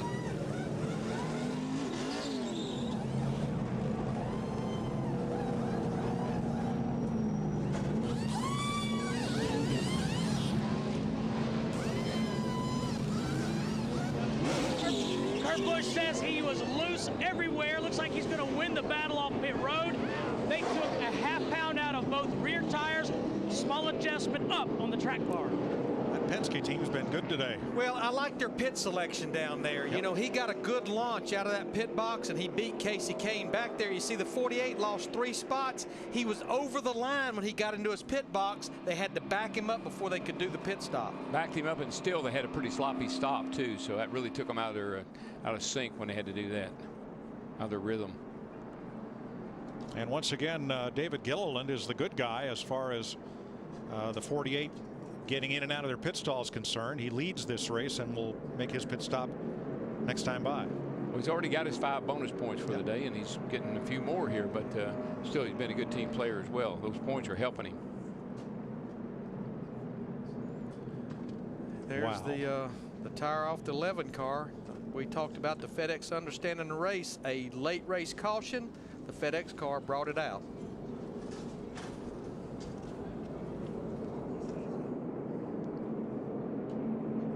Chris Myers. Mike, just a quick recap here. 28 lead changes, 12 different leaders today. And if you tuned in a little bit late here in Atlanta, remember that Dale Earnhardt Jr. won the pole, his first pole in nearly 2 years, but never led a lap. Kyle Busch did lead 22 laps. We had 3 cautions in the first 41 laps. I really thought it was his fault, but that replay Kozlowski doesn't look into Carl Edwards. Looked like it was as malicious as I thought. Joey Logano was also involved in that as well. And here, tire problems from Dale Earnhardt Jr. We counted Jeff Hammond as you look at David Reagan, who also had some, at least more than a dozen drivers with tire issues. Yeah, we've seen right side tires, we've seen left side tires give issues all day long, and that's been the one thing that's been kind of plaguing everybody. As you see here, Joey Logano, he loses the right front tire. We're taking a look at Tony Stewart's car, a left rear off of his number 14 car. So tires have been a big part of today's race. And Denny Hamlin moments ago with the tire issue, bringing out the 8th caution. We've had 9 this season at Daytona. That's been the most. But Jeff, other than the tire issue, the one constant, Casey Kane and Kurt Busch, how well they have run today. We know how good Kurt Busch is at this racetrack, but today Casey Kane has been just equal to the task. Every time you turn around, these two guys are battling. But so far, I think Casey Kane has got the better car in the long run, but we've only got 35 laps to go. So it's going to be basically dog eat dog, and you got to get up on that wheel if you want to win. And Jimmie Johnson, who came in going for his 3rd straight win, we just saw that he lost 3 spots on the latest round of pit stops. Yeah, I understand they had a little bit of a miscue. He got in a little bit hot, got over the line, had to back him up. And then Darrell said they had a little bit of sloppy pit stop. But 2 guys right now that's in 3rd and 4th you better keep an eye on. That's Matt Kenseth and Brad Keselowski. Let's head back upstairs to Darrell, Larry, and Mike. It's Chris from Warner Brothers Pictures' Clash of the Titans. The Clash begins in theaters everywhere April 2nd. Well, you know that old saying, if you got them, use them. You got them. You got them now. You don't have to worry about no long run. Matt? And Mike, we've talked a lot about issues up and down pit road all afternoon with different teams, and this is some conversation between the 48's crew chief and driver. I'm sorry, guys. Was the pit sign still out there, or did I just blow through it? Hey, you just kind of went through it. Might need to get your eyes checked this week. No, I just, when I came over, when I looked in, after trying to dodge the guy in the 9 car, I just didn't know where I was supposed to stop for whatever reason. Thoughts of Jimmie Johnson? He will restart 7th. Now, Marcus Ambrose had a commit line violation. He'll start at the tail end. And I think you see right there, look at the difference between Kurt Busch and Jimmie Johnson, especially on the right side. That's where the real difference was. You can see the jack and the left side pretty comparable, but that right side, which was all about going across the line, having to be pushed back before they could complete the stop. 34 laps to go, 33 at the stripe when they get the green. 6 of the last 7 Atlanta races have had a caution within the last 25 laps. I don't know that we're done yet. Oh, no. No. What are we doing here? We're all grouped up, and everything is on the line. You're going to drive harder and take more chances now, and you have all day long. Green flag, 33 to go. This is what it's all about. Trouble right here, front Alfie. straightaway. Yeah, no kidding. In the wall goes the 13 with the 19. Elliott Sadler gets tied up with Max Pappas. No yellow yet. I think these guys are going to get going. Pappas has got to. No, the 13 is going to probably throw rubber all over the racetrack. Something will happen here. Get all you can. He gets down to the apron. We're still green. Stay below the yellow line. And here comes everybody. Caution waves. Yeah, there's no way the 13's got a right front tire coming apart. Well, all those wave around cars, that's what they were banking on right there. A lot of them got back on the lead lap, Mike. And there were about a dozen of them that got waved around. Mark Martin, Bill Elliott, Bobby Labonte, Jeff Burton, bunch of guys. Oh, somebody hit Elliott Sadler, and he got turned right in front of Max Pappas. Sadler in the white car. And you could just see him get turned. So easy to spin the tires, miss a shift, and get run over from behind, and that's what happens. You get a chain reaction. The free pass car is Mark Martin. That'll put Mark, who is in 20th place, back on the lead lap.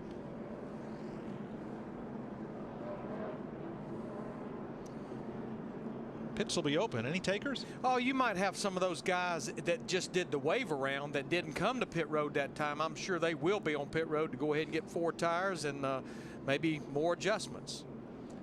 These guys look awfully ready right here. For being in 6th place, and Jimmy's coming. 48 car. Yep. He's on pit road. He is on pit road. Matt's waiting on him. And Mike, shortly before we went back to green, Chad Knaus asked Jimmie Johnson when he was swerving back and forth, cleaning the tires, did he feel anything dragging or possibly even rubbing in the front? He said no. But they showed on the inside sidewall of the right front that something was indeed rubbing. So they brought him back down. You can see work going on that right front. Chad wanted to take it off and just see if something indeed might have come loose or rubbing. They are definitely going to work on that right side. Well, with all the issues they've had today, this is a great time to make sure. Looks like maybe a fender bracelet probably happened right here, Larry. Yeah, we heard some radio transmission that he did not even know the 39 was there. That actually happened well before that last caution. I didn't know he was outside of me, man. My bad on that.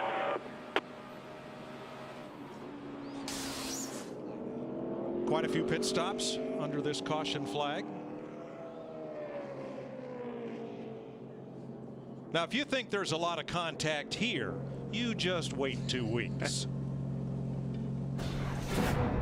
The engines roar in Thunder Valley, the Roman Coliseum of NASCAR, Bristol, Tennessee. I've always said about Bristol, brings out the best in you, brings out the worst in you. Well, he just got the Bristol stomp put on him. You keep doing that, eventually it's going to come back and bite you some. I always remember that stuff. As we said, this is Bristol. 2 weeks from today, Food City 500 on Fox. We'll take a break and get back to the green flag with about 30 laps to go in the Kobalt Tools 500 in Atlanta.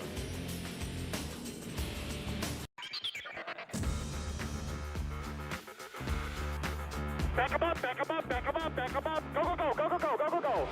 Here's the deal. Next time we'll just stop them shorter guys if they're not going to back up in their box a little bit more. All clear. Let's just take care of her then. Yeah, hit the wall hard, cut her right front. Tiger, he quit racing me like that. I just let him go. Faster than I am. It'll be 28 laps to go when they take this restart. New complexion of the top 10. Kurt Busch is your leader. Matt Kenseth up to second. Montoya third. Kane fourth. Keselowski fifth. They're waving off the restart with Allmendinger sixth. Clint Boyer seventh. Martin Truex eighth. Paul Menard ninth. And Greg Biffle 10th. I said that this morning, I said this race today would be a crapshoot. And somebody said, well, what does that mean? Look at that top 10.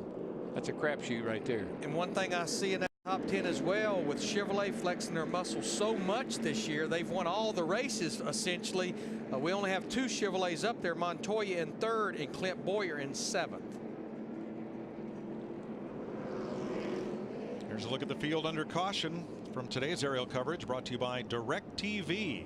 It'll change your life. Call 1-800-DirecTV. You see all that shade from the blimp down in turns 1 and 2.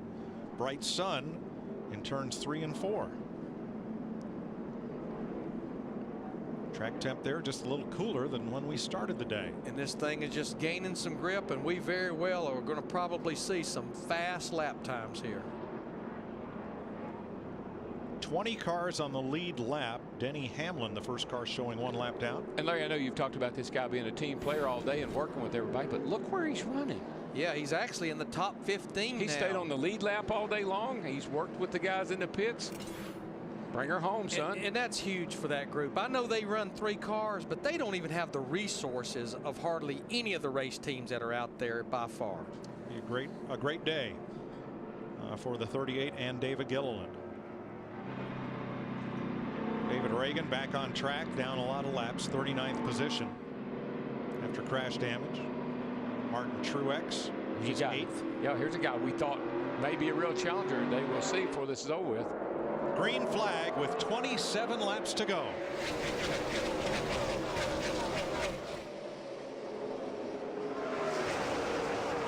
Matt Kenseth in that 17 car on the high side. Let's see if he can get that run off turn 2. That 2 car's been so strong even on the bottom.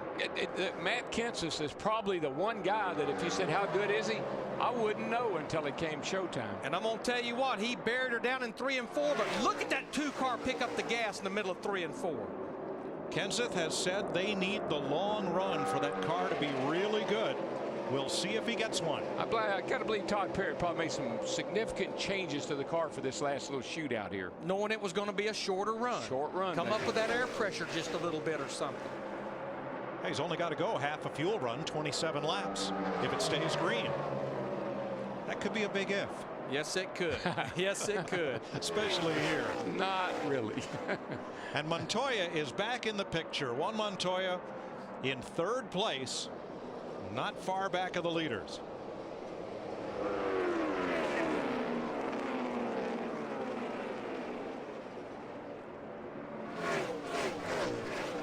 That 2 car, he is just so strong right now. It's like he just gets off the corner, through the middle and off the corner.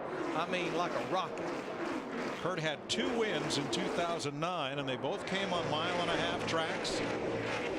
This race last year and the fall race at Texas. Nobody had anything for him here last year. Nope. Late in the race, he was able to hold off everybody, and I think he might be able to do it again today. I thought the 9 car would be equal to the 2, but I'm not sure he can get up there. And Kurt's had a pretty dismal start. Got a top 10 finish in California. And Krista talked to him in the pre-race. Remember, he said this win a year ago was a defining moment for his 2009 season. The highest finisher in the points, there was not a Hendrick car. Well, you know, if you're any of those first 3 or 4 guys there, you look in your mirror and you'll say, who's that in that red car? Keselowski. Yeah, there's a bunch of red cars back there. Who's that green car? Allmendinger. Keselowski 5th, Allmendinger 6th. As you look at Kurt Busch, the race leader, and he's opened up 0.8 of a second. There's that battle. There's Allmendinger. 6th place for Richard Petty Motorsports in the Ford. And just ahead of him, Keselowski having a great day. Also for Roger Penske, like our race leader. Keselowski's had 3 nationwide races here and 3 Camping World Truck races here. And hello. This is a battle for position right here with Burton in that 31. All kinds of lead lap cars here, including Scott Speed back there in that 82 car. I think one was hunting and one was fishing. They went around the old Bass Pro Shop car. Well, let's find out from some crew chiefs how this will shake out. Steve with the leader.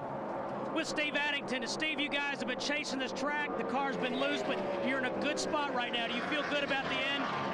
Yeah, I think that if we go green here, we'll be in pretty good shape. I just want to say I'm proud of everybody on this Snow Light Dodge. They worked hard this week. We chased the racetrack big time with got an awesome driver sitting in that seat. He's gave great feedback all day long, and we've just been tweaking here and there. So this place is so different, man. I just hope he can hang on here and get him a win. They've been on the same page, Dick Bergeron. And Brian Patty is Montoya's crew chief. What do you got to do to win this race? Needed to go green for a little while. Our car really comes on here about 20 laps. It's about a perfect stint for us because late in the run we start losing forward bites. So I don't know. It's one of his best racetracks. We'll see what he's got. Okay, Matt. Kasey Kahne needs a long run to really show what that 9 car can do. You've got a short run here. Do you have enough time to get up and make a battle with the 2? The car's still tight? Well, it's hard to say. It's a little bit tight this run for some reason, but he's going to give it all he can. We'll see what happens. Hopefully we can get up there. Steve. Tony Stewart on pit road. He thinks he has another problem with the right front. Right side tires for Tony Stewart. Now they'll take 4. Costly pit stop for Stewart. Stewart was running 13th and came out of pit road, replaced that tire. At 2nd place, Kenseth Montoya. Well, Kenseth's going to stay on the bottom. You can pretty well bet on that. And Montoya, well, he's liable to go just about anywhere. Wherever he needs to go. He'll go high for a while and low for a while. What a battle. The Wisconsin short tracker against the Colombian road racer and open wheeler. Indy 500 winner. Formula One race winner against a Daytona 500 winner. Some heavy credentials. But here comes that 9 car of Kasey Kahne. We just talked to his crew chief, Kenny Francis, right now complaining about his car being just a little bit tight. And I'm sure when he gets up behind those cars, but look how much Montoya got back to the gas quicker than Kenseth, and that speed will carry all the way down this straightaway. He should take that 2nd position away.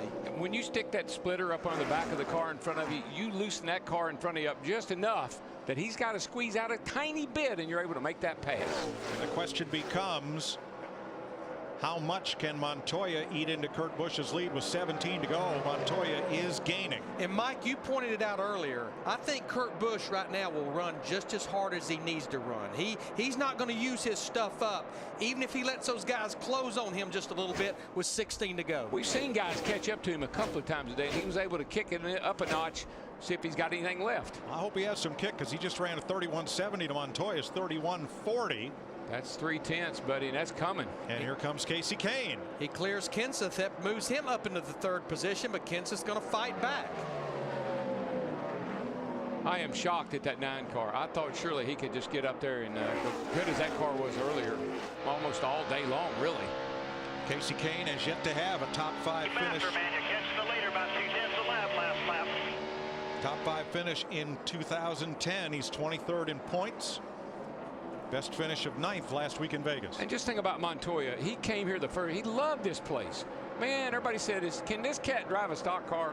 Well, he proved right here, the 3rd race of the year, 4th race of the year, that he can definitely wheel a stock car. That was 3 years ago. Two top fives here. We've got 15 laps to go, but right now, I think the defining moment was during those green flag pit stops when Steve Addington brought the 2 car in at lap 273. Kenny Francis waited 4 laps. Kane got the lead through the cycle of those stops. Look at that interval on Montoya, the second place car. That interval right there is shrinking. Not much, a little up, a little down, but it's getting shorter rather than longer. And that 9 car is even a little bit faster than that 42 car right now. Yes, maybe. We've seen this today, that the car out front, Clean Air, has just a slight advantage, and that's all he needs right now. If he can maintain the pace that he's on right now, they can't catch him. 13 laps to go. The biggest resurgence of the day. Kevin Harvick's car was nowhere. It was barely on the second page of the speed chart, which is 21st on back. And look how he has climbed to 11th in these last 70 laps. We've said it about the 48 This is how you win championships. Take a bad day. Don't get a big loss. Don't take a big hit. Come home with something that you can build on. I mean, you saw it right there. He's not even been in the top 20 today, and here he is just outside the top 10. He practiced and qualified in the 30s. He's never been this far up in the field practicing or qualifying. Most of the day looked like he would lose the Sprint Cup point lead. Now looks like he'll carry it on to Bristol, and look at it'll be this. the first time in his career he's carried that point lead for 3 weeks in a row. Look at Rogers' boy go. Brad Keselowski, this by far would be the best run he's had since driving this 12 car, 3 or 4 races end of last year and this year.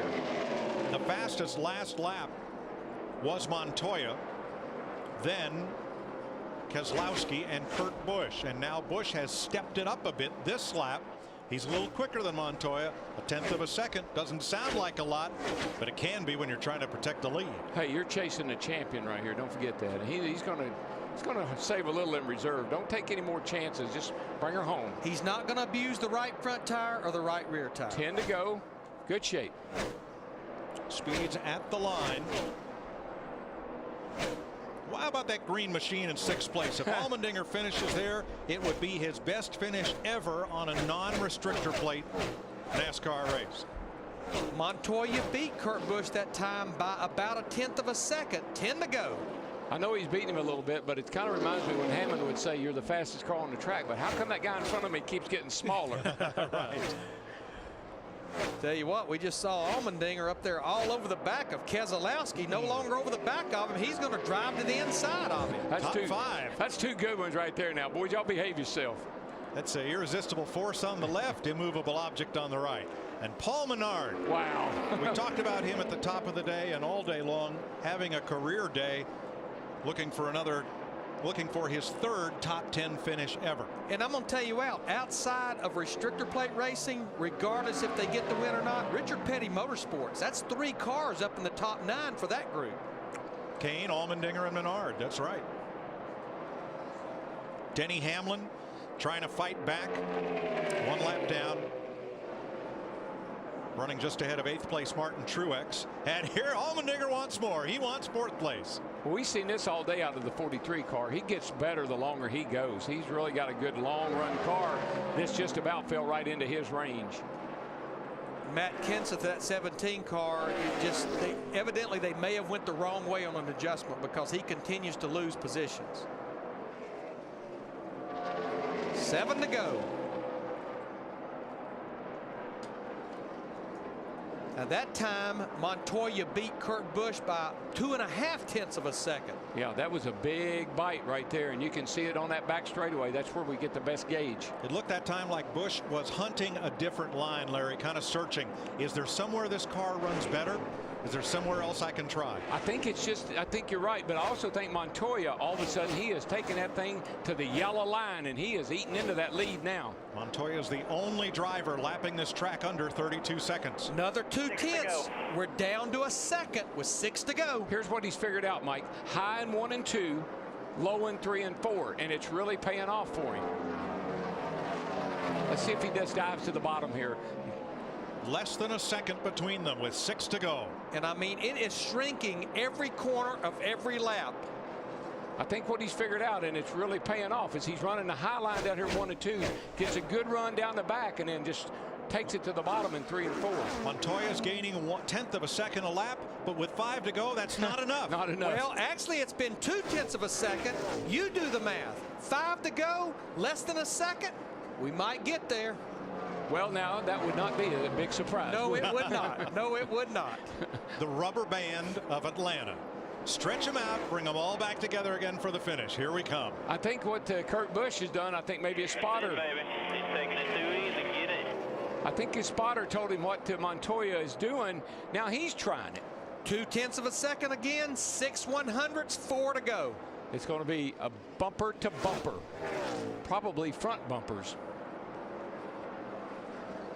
We're going to have a little bit of lap traffic up there in front of them. They're pretty scattered out, but they may catch those cars up there. Boy, this is it right here. This is where Montoya really makes up huge amounts of time. Montoya, boy, he's struggling. Searching his Put that first pressure on him now. 3 to go. first oval track win. He won it in Finion 96 races ago on the road course. And who half a second. And the 99 has turned over Brad Keselowski. And we have a caution.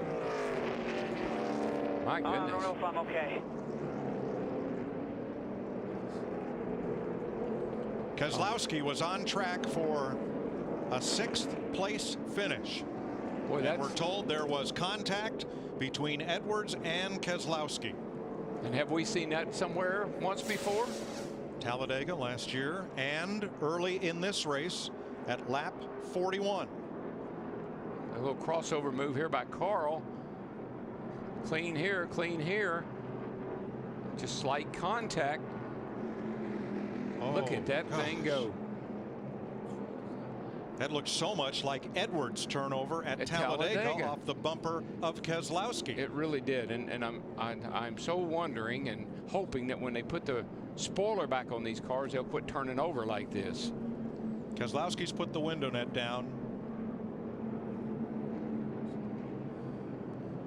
The roof flaps deployed, but it did not sit that car back down. I'm like you, Darrell. I'm going to be so glad to see that rear spoiler back on these cars. I think that's it's got to be something to that. That car took a hard hit in the left A pillar, the windshield post right in front of the driver. You just see how that wing sticks out so far out the back of the car, behind the car. It almost looks, if it'll create downforce with the car going forward, it's got to create a pocket of air behind it when it gets around backwards. Guys, you saw it right there. Those white gloves, they made a turn to the right. Brad Keselowski has climbed out of his Penske Dodge.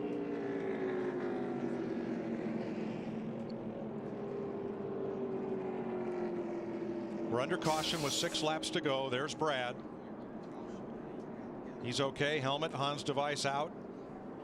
He wasn't sure. The best thing is he's walking away. What a shame. A fine ride undone. Little limp to his step. Yeah, he's dazed, man. I mean, like he said, I don't know if I'm all right or not. He's moving okay. That looks a little better. Yeah, much better. Favoring that left foot. A little hop in his step. But let's take you back almost a year to the last lap at Talladega in the spring. That's Brad in the black car. They're racing for the win. Carl said he may have come down just a bit. Brad held his line to keep from going over the yellow line. Ryan Newman gets wrecked, and Edwards flies into the fence.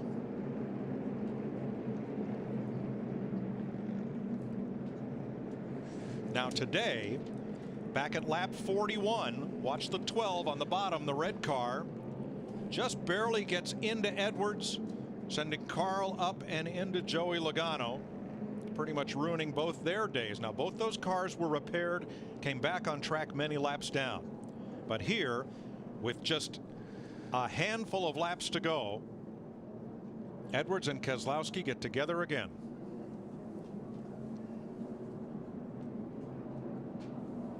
All the flaps came open. The cowl flaps came open below the windshield. The roof flaps came open. I think that if you just, you know, we didn't know this, had no way of knowing this until these cars started getting airborne like that, that rear wing sticking out behind the car so far. I know they say they tested it and they can't really verify that, but it sure looks that way. But Terrell, I got to ask you, Carl Edwards is 156 laps down. What's going on here? That was not necessary. Very unnecessary. The free pass will go to Denny Hamlin. Kurt Busch appeared to be able to hold off Montoya, but we won't know how that would have played out because we'll have a restart here. Let's take this back a lap prior to when they crashed. See them here. This is coming off of turn 4. Whoa. He was trying hard right there. I think he was going to give him a little tap right there. Missed him. And then the next time around this happens.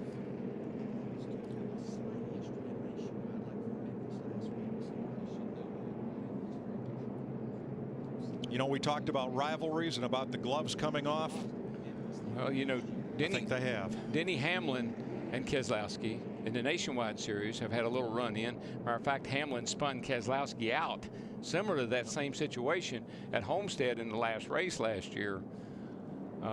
This is a young man in that 12 car that has not made a lot of friends, but that's not good protocol right there.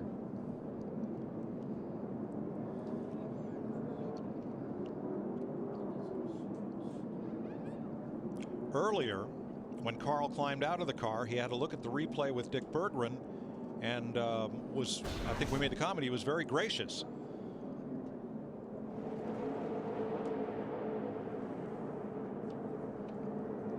I really thought it was his fault, but that replay doesn't look like it was as malicious as I thought. But he went on to further say, Brad never gives me any room. Yeah, and I said at the time, remember, that I thought when he went and looked at that again, he might change his mind. I know he showed the highlights of 2 Cup situations, one earlier in this race and then from Talladega. These two also got together at Memphis in the Nationwide Series race. In fact, Keselowski wrecked Edwards over at Memphis. What you just heard was Bob Osborne telling his driver, Carl Edwards, that NASCAR is parking Edwards for the balance of the race, and he's being called to the NASCAR hauler. See, this is the fear that NASCAR has to have when they say they're going to let the guys be guys, let their drivers be drivers and take care of things themselves. And this is a fear that they have to have. He's not doing himself no favor right now going backwards down pit road either. They're not going to like that at all. So Carl Edwards goes to the garage after contact between he and Brad Keselowski sends Keselowski on his roof, out of the race, and away from what would have been a top 10 finish. Chris? Mike, thanks. With Jeff Hammond here watching in the Hollywood Hotel. 3 laps to go before the caution coming out. So we're set up. We've had, 5 last lap dramatic finishes here in Atlanta. We might be ready for another one that won't involve Keselowski or Carl Edwards. But expound a little bit on what happens with Carl Edwards now as NASCAR has him parked. He's getting ready to have a really severe timeout situation. They're going to bring him up there in the truck, make him sit down and have a little word of prayer with him, with Mike Helton and probably Robin Pemberton along with John Darby, because they can clearly see the same thing we saw. He was looking for payback. He found payback. I think he was going to be surprised at the end result. I really believe that Carl thought he could spin him out, send him out down through the not create the kind of wreck. But at 180 miles an hour, you have this kind of situation. Here we got just a few laps to go. We're going to find out who's going to go down pit road. It looks like everybody's coming down through here. And Matt Yoakum, it's going to be a race off of pit road now. Jeff, they were debating what to do for the 9. They are going to go 4 sticker tires and make a significant track bar adjustment for the short run of the finish. And Kurt Busch coming on to pit road to the attention of the Steve Addington-led crew. He slides to a stop. What they're going to do, they're going to add a little extra air in the right rear tire. A little extra air in the right rear tire for Kurt Busch and 4 tires. They debated not taking fuel to keep some nose weight, but they do put some gas in it. Thanks very much. As we take a look at the race off pit road. You can see some of the guys, I think they just took 2 tires versus 4 tires. We're going to be looking at the same scenario we did a week ago. And the interesting part has to be is how they're going to line up on this double file restart shootout style. That's going to be the key right now, is who's out front. And you also have the chance of 3 with the new rule of green, white checker finishes. You have to consider that. So where are you on the 2-tire, 4-tire for Kurt Busch and a guy like Juan Pablo Montoya? We've saw all day long that 4 new tires is the way to go. And again, if you can get off of pit road and get clear of this restart, you're going to be the one that's going to wind up winning this race. I think you're going to see some guys going to the outside when other guys can't get up there and get the grip. Kurt Busch is trying to become the first driver to win back-to-back Atlanta spring races since Cale Yarborough in the 60s. But let's check in with Krista Voda, who's with Brad Keselowski. Krista? Chris, Brad Keselowski just came out of the care center. The irony is a year ago, you were watching from victory lane as another car flipped over. Are you okay? And what happened out there? Yeah, I'm okay. You know, first off, Penske Racing had some phenomenal cars today. Really proud of the 12 team. Everybody on the Mopar 12 Dodge Charger. A lot to be proud of back home in the shop. I think Kurt's got a real good, strong shot at winning it, so I'm really pulling for him. Hopefully he'll get it done for Penske today, but just a wild ride that was uncalled for. Brad, check this out, too. I know Carl a little earlier, he had some words. He said maybe it wasn't his fault. Then he said it was. He took the blame, but he also said you weren't giving him any room out there. You know, he cut down on me on a restart, and I lifted. I couldn't lift fast enough for him. I lifted for him to let him in, but I was there. I don't know what more you could do. You know, Carlo, that's what they say. So I was underneath him, tried to cut him a break. It was too late, though. He turned down. So I apologized to him, but there's nothing I could do in that situation. And to come back and just intentionally wreck someone, that's not cool. I mean, it could have killed somebody in the grandstands. And I know that it's a little ironic that it's got me saying that, but at least I didn't do it intentionally when it happened. So it'll be interesting to see how NASCAR reacts to it. They have the ball. If they're going to allow people to intentionally wreck each other at tracks this fast, we will hurt someone either in the cars or in the grandstands. So it's not cool to intentionally wreck somebody at 195 mile an hour. Thanks, Brad. We're glad you're not hurt. Dick Berggren. With Carl Edwards, did you intentionally wreck him? Well, Brad knows the deal between him and I, and you know, the scary part was that his car went airborne, which was not at all what I expected. And you know, at the end of the day, we come out here to race, and people got to have respect for one another, and I have a lot of respect for people's safety, and I wish that wouldn't have gone like it did, but I'm glad he's okay, and we'll just go on and race some more, and maybe him and I won't have any more incidents together. That'd be the best thing. Okay, thank you. All right, thank you. You get both sides of the story. 2 tires versus 4 tires? I would rather go 4 today.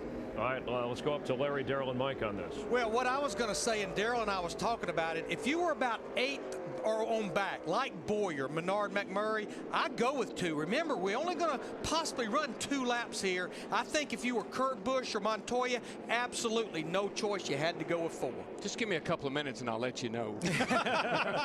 There's the driver. I'll let you know in the Monday morning meeting. Right. There are 3 laps to go. That means a restart with 2 to go. Lights are out on the Camaro pace car. And Paul Menard is in a position to score his best finish ever in Sprint Cup racing. Mike, Larry, the guys that got 2 should have gotten 2. The guys that got 4 got 4. I agree, totally. So I think that's the deal. We are still within the scheduled race distance. 2 to go. If we get the green this time. Excuse me, we are now in overdrive. We are past the scheduled race distance, which was 325 laps. So this will be the first of up to 3 attempts at green-white checker. The controlling fact is this: if the leader takes the white flag under green, the next flag ends the race. We're not going this time. There were still service trucks out and around the racetrack blowing off debris. So it looks like we'll go one more time under caution, and then it's Clint Boyer, Paul Menard on a track that has produced some absolutely fantastic finishes over the last 5 years. 2005, Carl Edwards. 2007, Jimmy Johnson. Last year, the Deuce, Kurt Busch.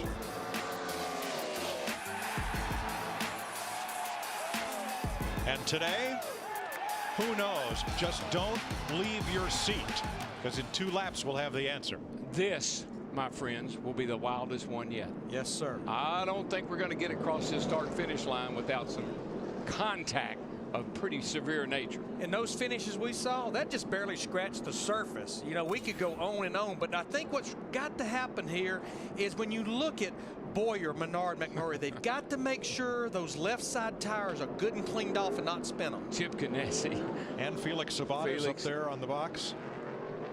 As Jamie McMurray, their driver, will line up third. The Daytona 500 winner slips into the picture ahead of his teammate. We know there's no love there. Been a long time since Boyer's been to victory lane. And how about Menard? He was our dark horse pick for today. He's got a chance to win it all. All I can tell you is don't look back, Paul. No, but I'm going to tell you the car you better watch closely is the man that wants to win so bad, Juan Pablo Montoya in that 42 car. He will be on a mission. Pretty heavy traffic in front of him. This restart's critical. Don't spin the tires. Green flag. Menard did not get going. Look at Montoya. He's going to try to thread the needle up through the middle. 3 wide going into 1. Busch through the middle and probably to the lead by the exit of turn 2. Yeah, look at this. It looks like a Daytona restart. That was the move right there, to get the 3 wide, get down in there and get the lead. Here comes Montoya. Here comes Kane on the bottom. No out of bounds here at Atlanta. You can go down below the yellow line. That was, McMurray and Boyer get together. Kurt Busch is in it. Here we go. Another green-white checker. Mark Martin in the fence. If we got anybody left. Caution before the white flag. And you're right, Darrell. If anybody's able to get going, we'll do it again. Do that to me one more time. Once is never enough. It's 3 green-white checkered attempts, or if we have enough cars left to do it. That's it. Well, Kurt Busch made a move on that restart that said, pay the man, and jumped out to the lead. He's going to have to find a way to do it again. Fresh deck now, baby. Fresh deck. Replays beginning with the restart. Watch the deuce. He timed this perfectly. Boyer has to lead them to the line. The 33's See the race Menard leader. down there. He can't get going. Holds him up just a little bit. Jamie tries to look under and can't make it. Kurt Busch made the move. He just forced his way through there. And Montoya with him. And then McMurray starts to back up a bit. Yeah, down here in turn 3 is when it gets crazy, because you see here's the 9 down in below the yellow line. That forces the 1 up. And when he forces the 1 up, I think he gets into Boyer. Jamie was trying to block, but he realized he was going way too fast. And here comes Kenseth. Oh, yeah. One just walked up the racetrack, gets into Boyer, and it was on from there. Little boy, Mark Martin came in there and hard lick on Martin Truex Jr. Ambrose, nice job to miss that one. Greg Biffle, too. 48. And Gilliland. 48. I don't know how he got through there. Watch that 48 car up on the outside here. This all happens right in front of him, and he wiggles his way through. Well, McMurray was on 2 tires, and when Kenseth got to that left rear quarter panel, it just sent the back around on this car, walked him up the racetrack. From our direct TV blimp. Denny Hamlin got some damage in that 11. Getting down below that yellow line, getting into 3. That's why we have a yellow line rule at Daytona and Talladega, and you can see how it just really shakes things up when you do that. All that smoke, and where do you go? Boy, how about Kevin Harvick and Scott Speed just getting through? Look at the 48. He just winds his way around. Want to ride with Martin Truex? I don't want to. You do it. Still down there, still there. Go down there, you see in front of him. Get all the way to the bottom, get all the way to the bottom. Go all the way to the bottom. Inside. Go. He got hit by Mark Martin. He's all the way at the bottom now. Make it fire though. And let's watch from Denny Hamlin. Still outside, still there, clear the 31. Go low, go on the apron, keep digging, keep digging. Wow. Oh. He almost. Good job, good job. Come on, come on, come on. So we will have another one. There's Chip Ganassi, Felix Sabates, and the crew for Montoya. And in Kurt Busch's pit. Dadgum. Got to do it again. And here's what Kurt Busch had to say. 10-4. Got to win. win this race 3 times, maybe even 4 times. I know we've won it twice. Well, Daytona, it took an extra 20 miles. And here, I don't know how long it may take. How are we on fuel, Larry? Oh, everybody's in good shape. Remember, we pitted with just a few laps ago. So, but I could see why that 42 group was happy, because that puts him right up on the outside of this restart. Yeah, we're going to have us a little drag racing. Guess who's going drag racing this next week? Kurt Busch down in Gainesville. Get a little practice right here on this restart. Roger Penske up on the roof. Roger's not real happy right now. Well, he was about to have 2 cars in the top 10. And then the collision between Edwards and Keselowski.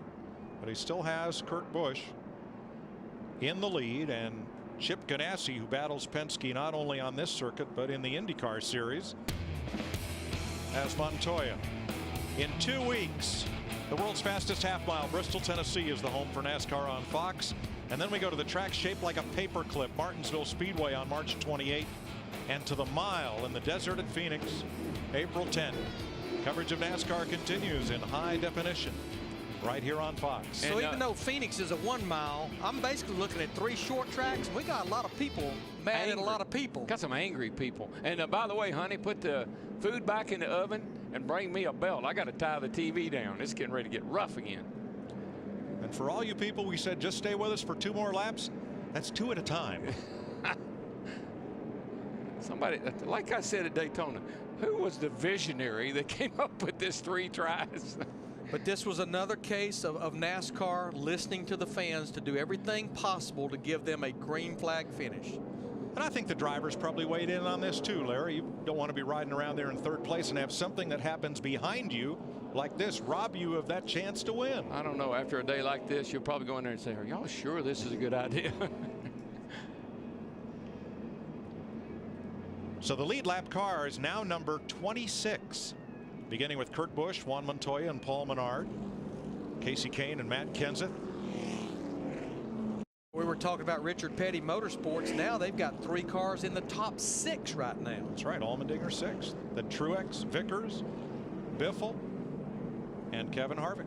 Kevin Harvick in the top 10. Boy, Mr. Where did he come from? And he had the nerve to say that Jimmy Johnson had a horseshoe.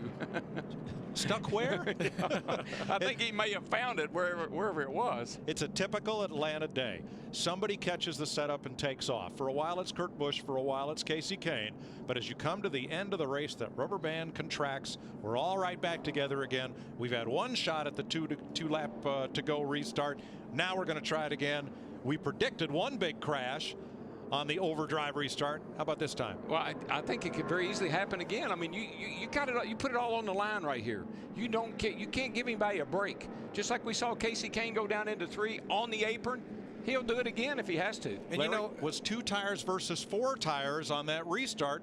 Did that contribute? Well, no, there's no question. We saw Paul Menard spin the tires, and that opened the door for Kurt Busch. And, you know, the more I thought about the 2 tires, I think I'm going to agree with Jeff Hammond, because what you have to factor in is not 1 attempt at a green-white checkered, 3 attempts. I think that was going to be a lot to ask of just fresh right-side tires. But the pivotal turning point of this race was that caution with about 30 to 35 laps to go that bunched them all back up and gave them a good shot with fairly fresh tires. So, Jeff, your strategy is looking a lot better at this point. Well, Mike, the only reason I said that, I really felt like we were going to have a caution. And all of a sudden, the guys with 4 tires are going to get the advantage of these multiple restarts, and it's going to make it better for them. We've already seen what Casey Kane could do. He drove to the bottom of the racetrack. I don't think you could have done that on 2 fresh right-side tires. And the same thing with Kurt Busch. I think that helped him launch. He didn't spin his rear tires like the other guys did, and he's leading this race right now. So I think we're going to have a dogfight between those 2 guys. I mean, it's definitely going to be the clash of the Titans here over the next few laps. And a bounce-back race for both Montoya and Kurt Busch, because Kurt was 35th in Las Vegas last week. Montoya wrecked early. Remember, was upset with his teammate Jamie McMurray, was 37th. Those are the 2 guys, 1 and 2, as we get ready for the restart. I would not want to be in Kurt Busch's position with Juan Pablo Montoya lining up beside of me on this restart, because he's got nothing to lose and everything to gain. And I really look for Juan Pablo to throw caution to the wind win, and we'll all see a pretty spectacular run just on this restart. It is Oscar night, so you can't a script, right? If you're writing this script, Daryl. Just skip right out the window. By the way, Daryl, we're blaming you. You said to Carl Edwards in the pre-race show, show me from the show me stage. That's how we got into this. That really, bad idea. That wasn't really what I had in mind, I promise you. But listen, guys, if this was last year, the race would be over right now. Right. And Paul Menard and those guys with 2 tires would have looked pretty brilliant. Yes, absolutely. But with the new deal where you got 3 tries, how many? We're going to probably have 3 tries, and you're going to need those tires. Well, Kurt Busch has got to run time trial laps if he can keep Montoya away from his rear bumper. He's got to burn out there like John Force, baby. And you can't forget that other car that's back there that had one of the best cars a good part of this race, Casey Kane in that 9. I don't think he's ready just to throw in the towel just yet. I don't know. I think 2 laps and 2 laps more, and we'll be saying, Harvick, where did he come from? He's getting there. He is getting there, top 10. Early contact sent Carl Edwards into the wall from Keselowski, and they have a history both in the Cup and in the Nationwide Series. Does that not look like Talladega? Gosh, it does. But here's Edwards many laps down, gets to Keselowski, turns him around, didn't mean to turn him over, he said. But that brought out the caution, setting things up for this. We get the late restart with 2 to go. Jamie McMurray's car wiggles, gets into Boyer, and here comes everybody else. So now with pit stops and wave arounds and repositioning, 26 lead lap cars. Lucky Kurt dogs Busch, and wave Kurt around. Busch has led more laps than anyone but Casey Kane today. And we'll get 1 to go and try it for a second time. Montoya second, trying to win his first Sprint Cup oval race. Menard looking for his best finish ever.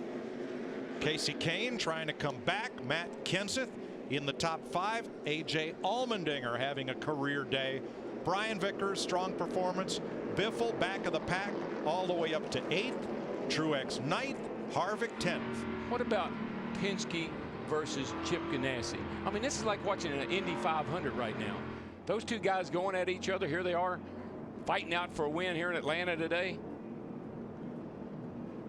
This is the 3rd time we've had green-white checker here. October 2007 and March of 2009.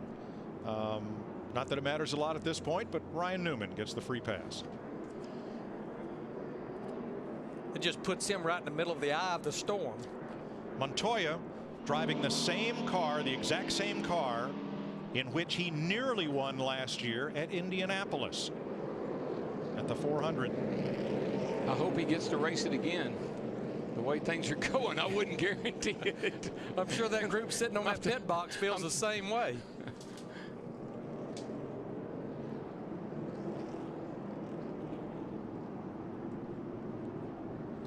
In case I should tell you again, you might want to pull your belts tight one more time. Better start screaming biggity, biggity, biggity, because we're going to have to do it here, brother. All right, second attempt at an overdrive finish. If the leader takes the white flag under green, the next flag ends the race. Whoa. Oh, big start for Kurt Busch. Yeah, and the 9 car got in the back of the 42, and Kurt Busch is long gone. Here comes Kenseth way on the bottom past Menard. There Montoya fighting on the high side in that 42 car. Everybody trying to get some. Lap and a half to go. Yeah, that was a bad restart. That really messed Montoya up.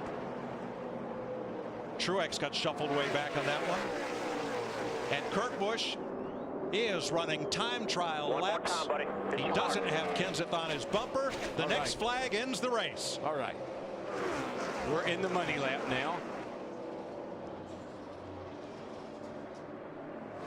Menard holding a top 5 against Allmendinger, Vickers, and Biffle. And he's holding a top 5 with only 2 fresh tires right now. Kenseth closing the gap.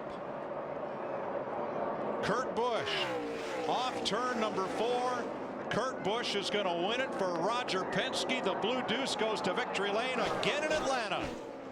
Clean and green finish. Finally. Good job, guys. Good job. Way to go, boys. Awesome pit stop. That is the way to do it. They got this place dialed in, Larry. That 2-car does. Well, it doesn't seem to matter who the crew chief, but I'm very happy for Steve Addington, the man that won 12 races with Kyle Busch. Things got a little sideways over there. Penske Racing picked him up when Pat Tryson decided to go to Michael Waltrip Racing, and now Steve Addington's back in victory lane. When you got it, boys. It is the 3rd Cup victory at Atlanta for Kurt Busch, his 2nd straight in the spring race and his 21st career Sprint Cup win. And I do believe that's Paul Menard's first career top 5 finish, finishing 5th. Correct. And again, Larry, I just want to say he didn't luck into that either. He ran good all day long. He's ran good all weekend here. Let's see, isn't this where Kurt Busch created the unwind lap about a year ago? Oh, yeah, he backed around this joint. A great 2nd place for Matt Kenseth, coming out of 14th starting position. Montoya 3rd, Casey Kane 4th, Paul Menard 5th, and A.J. Allmendinger 6th. So Richard Petty Motorsports finishes the day 4-5-6. There he goes again. A mile and a half backwards. Folks are going to be here a while. Don't take dinner out of the oven yet, honey.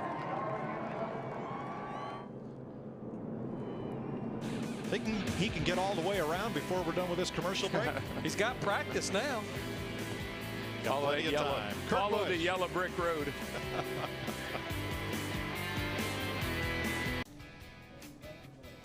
Here's your checkers, baby. Way to do it, champ. The Deuce is back. The Deuce is back in victory lane. Kurt Busch's last 3 wins have come on 1.5 mile tracks, including back-to-back spring races here in Atlanta. Matt Yoakum is in victory lane.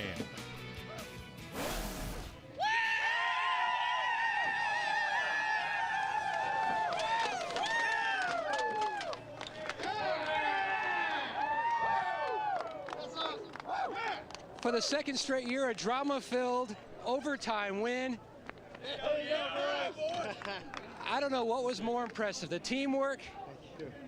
I don't know what was more impressive, the teamwork or your 2 power moves on those restarts. I'm just so happy to bring this car home to victory lane. I mean, with Steve Addington, all of his new ideas, I never knew how we could mesh them together and how soon we were able to do it.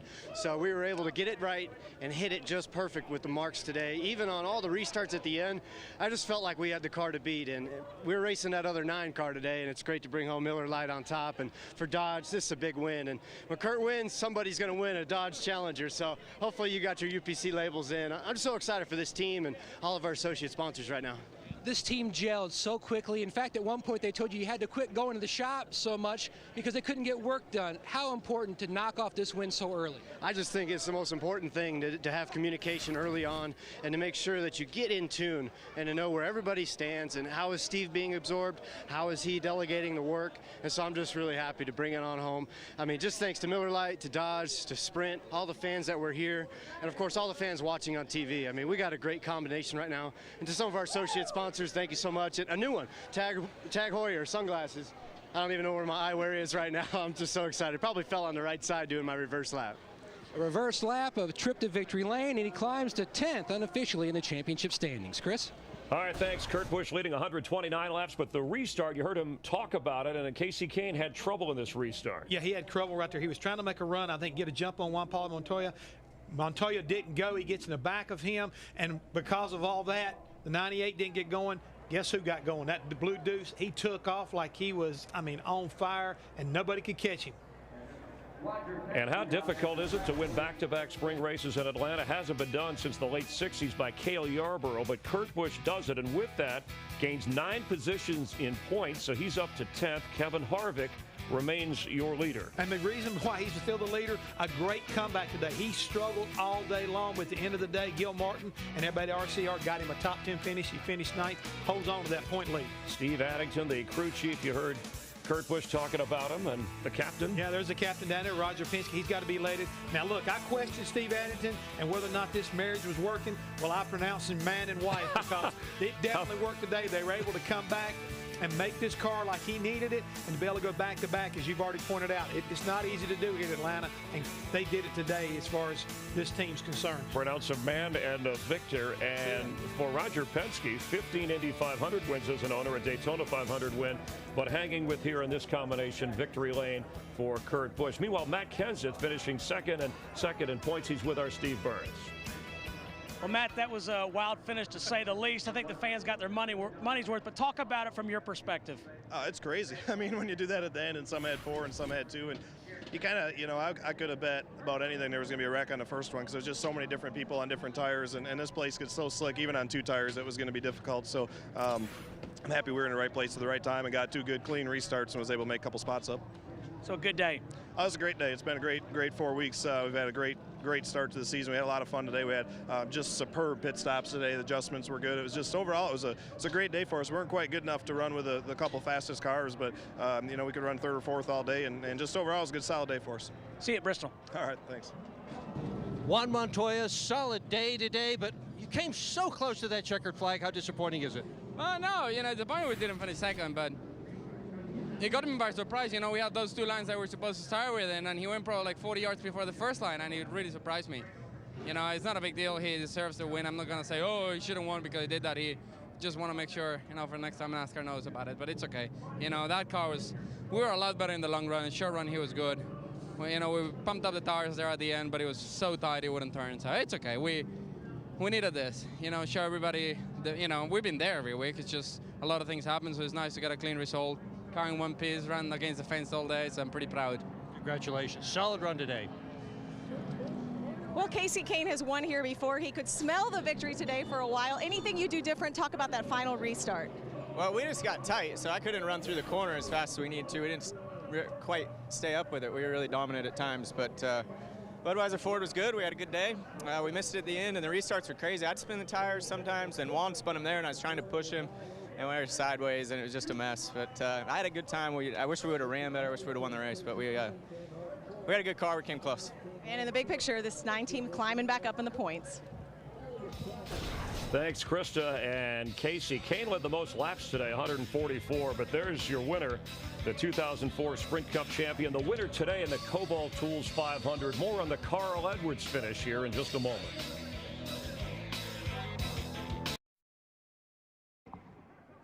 Promotional considerations provided by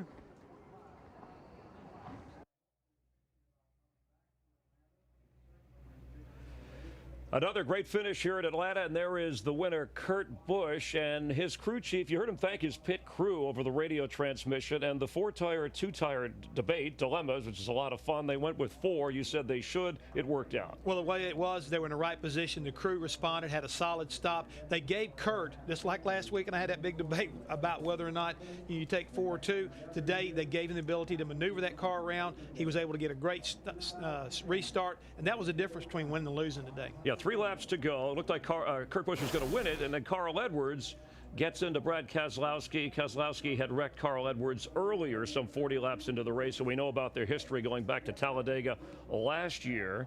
And then, of course, NASCAR, and Brad Keselowski was okay, by the way. His feelings hurt a little bit, and Carl saying he didn't mean intentionally to flip him, but it was obvious payback. You know, usually if you're going to get revenge, you have to make it has to look less obvious. Well, I think he clearly was on a mission, and he got the job done. But as you pointed out, he didn't mean to get him upside down. But this rear wing is one of the byproducts of cars flipping and flying. Everything else was working, but the car still got off the ground. Thank goodness for this safer car and safer barriers, because at least Brad Keselowski was able to walk away from this crash. Yeah, Keselowski has started it, has a few other enemies out there, but real quick, because Carl Edwards is a likable guy, but in 06 nationwide race, he confronts Dale Earnhardt Jr.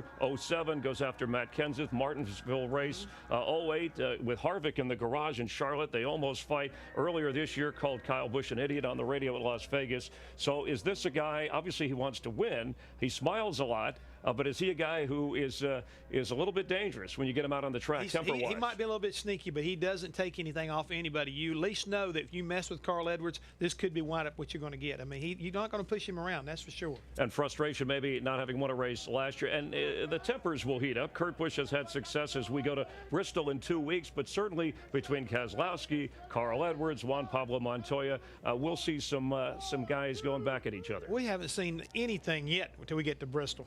Tonight on Fox, coming up, The Simpsons at 8 Eastern, Family Guy at 9 Eastern. It's animation domination. You'll laugh out loud. And we mentioned Bristol coming up in 2 weeks, an off week after this. Kyle Busch swept both Bristol races last year, the younger brother, of course, of Kurt. And I was going to say, don't forget that Kurt Busch is awful good at Bristol also. He's won a lot of races there, too. So I think he's carrying momentum into Bristol here in 2 weeks. So Carl Edwards, who came in with 3 wins on this track, creates a stir at the end, and Kurt Busch survives overtime, a second green-white checker. The King telling A.J. Allmendinger, who finished 6th, way to hang in there. Meanwhile, pole sitter Dale Earnhardt Jr. never led a lap. We counted at least a dozen drivers complaining about some tire issues, which had an effect on the race. But throughout all those tire issues, he kept battling. He wound up with a 15th place finish, and it might not sound like a lot, but that could be huge as we go toward this chase. And Jimmy Johnson, trying to win his 3rd straight race, wound up 12th. For our entire crew, Jeff Hammond, Chris Myers, we'll see you in 2 weeks from Bristol Motor Speedway at noon Eastern. By the way, happy birthday to A.D. Fran Morrison. Have a good one from NASCAR on Fox.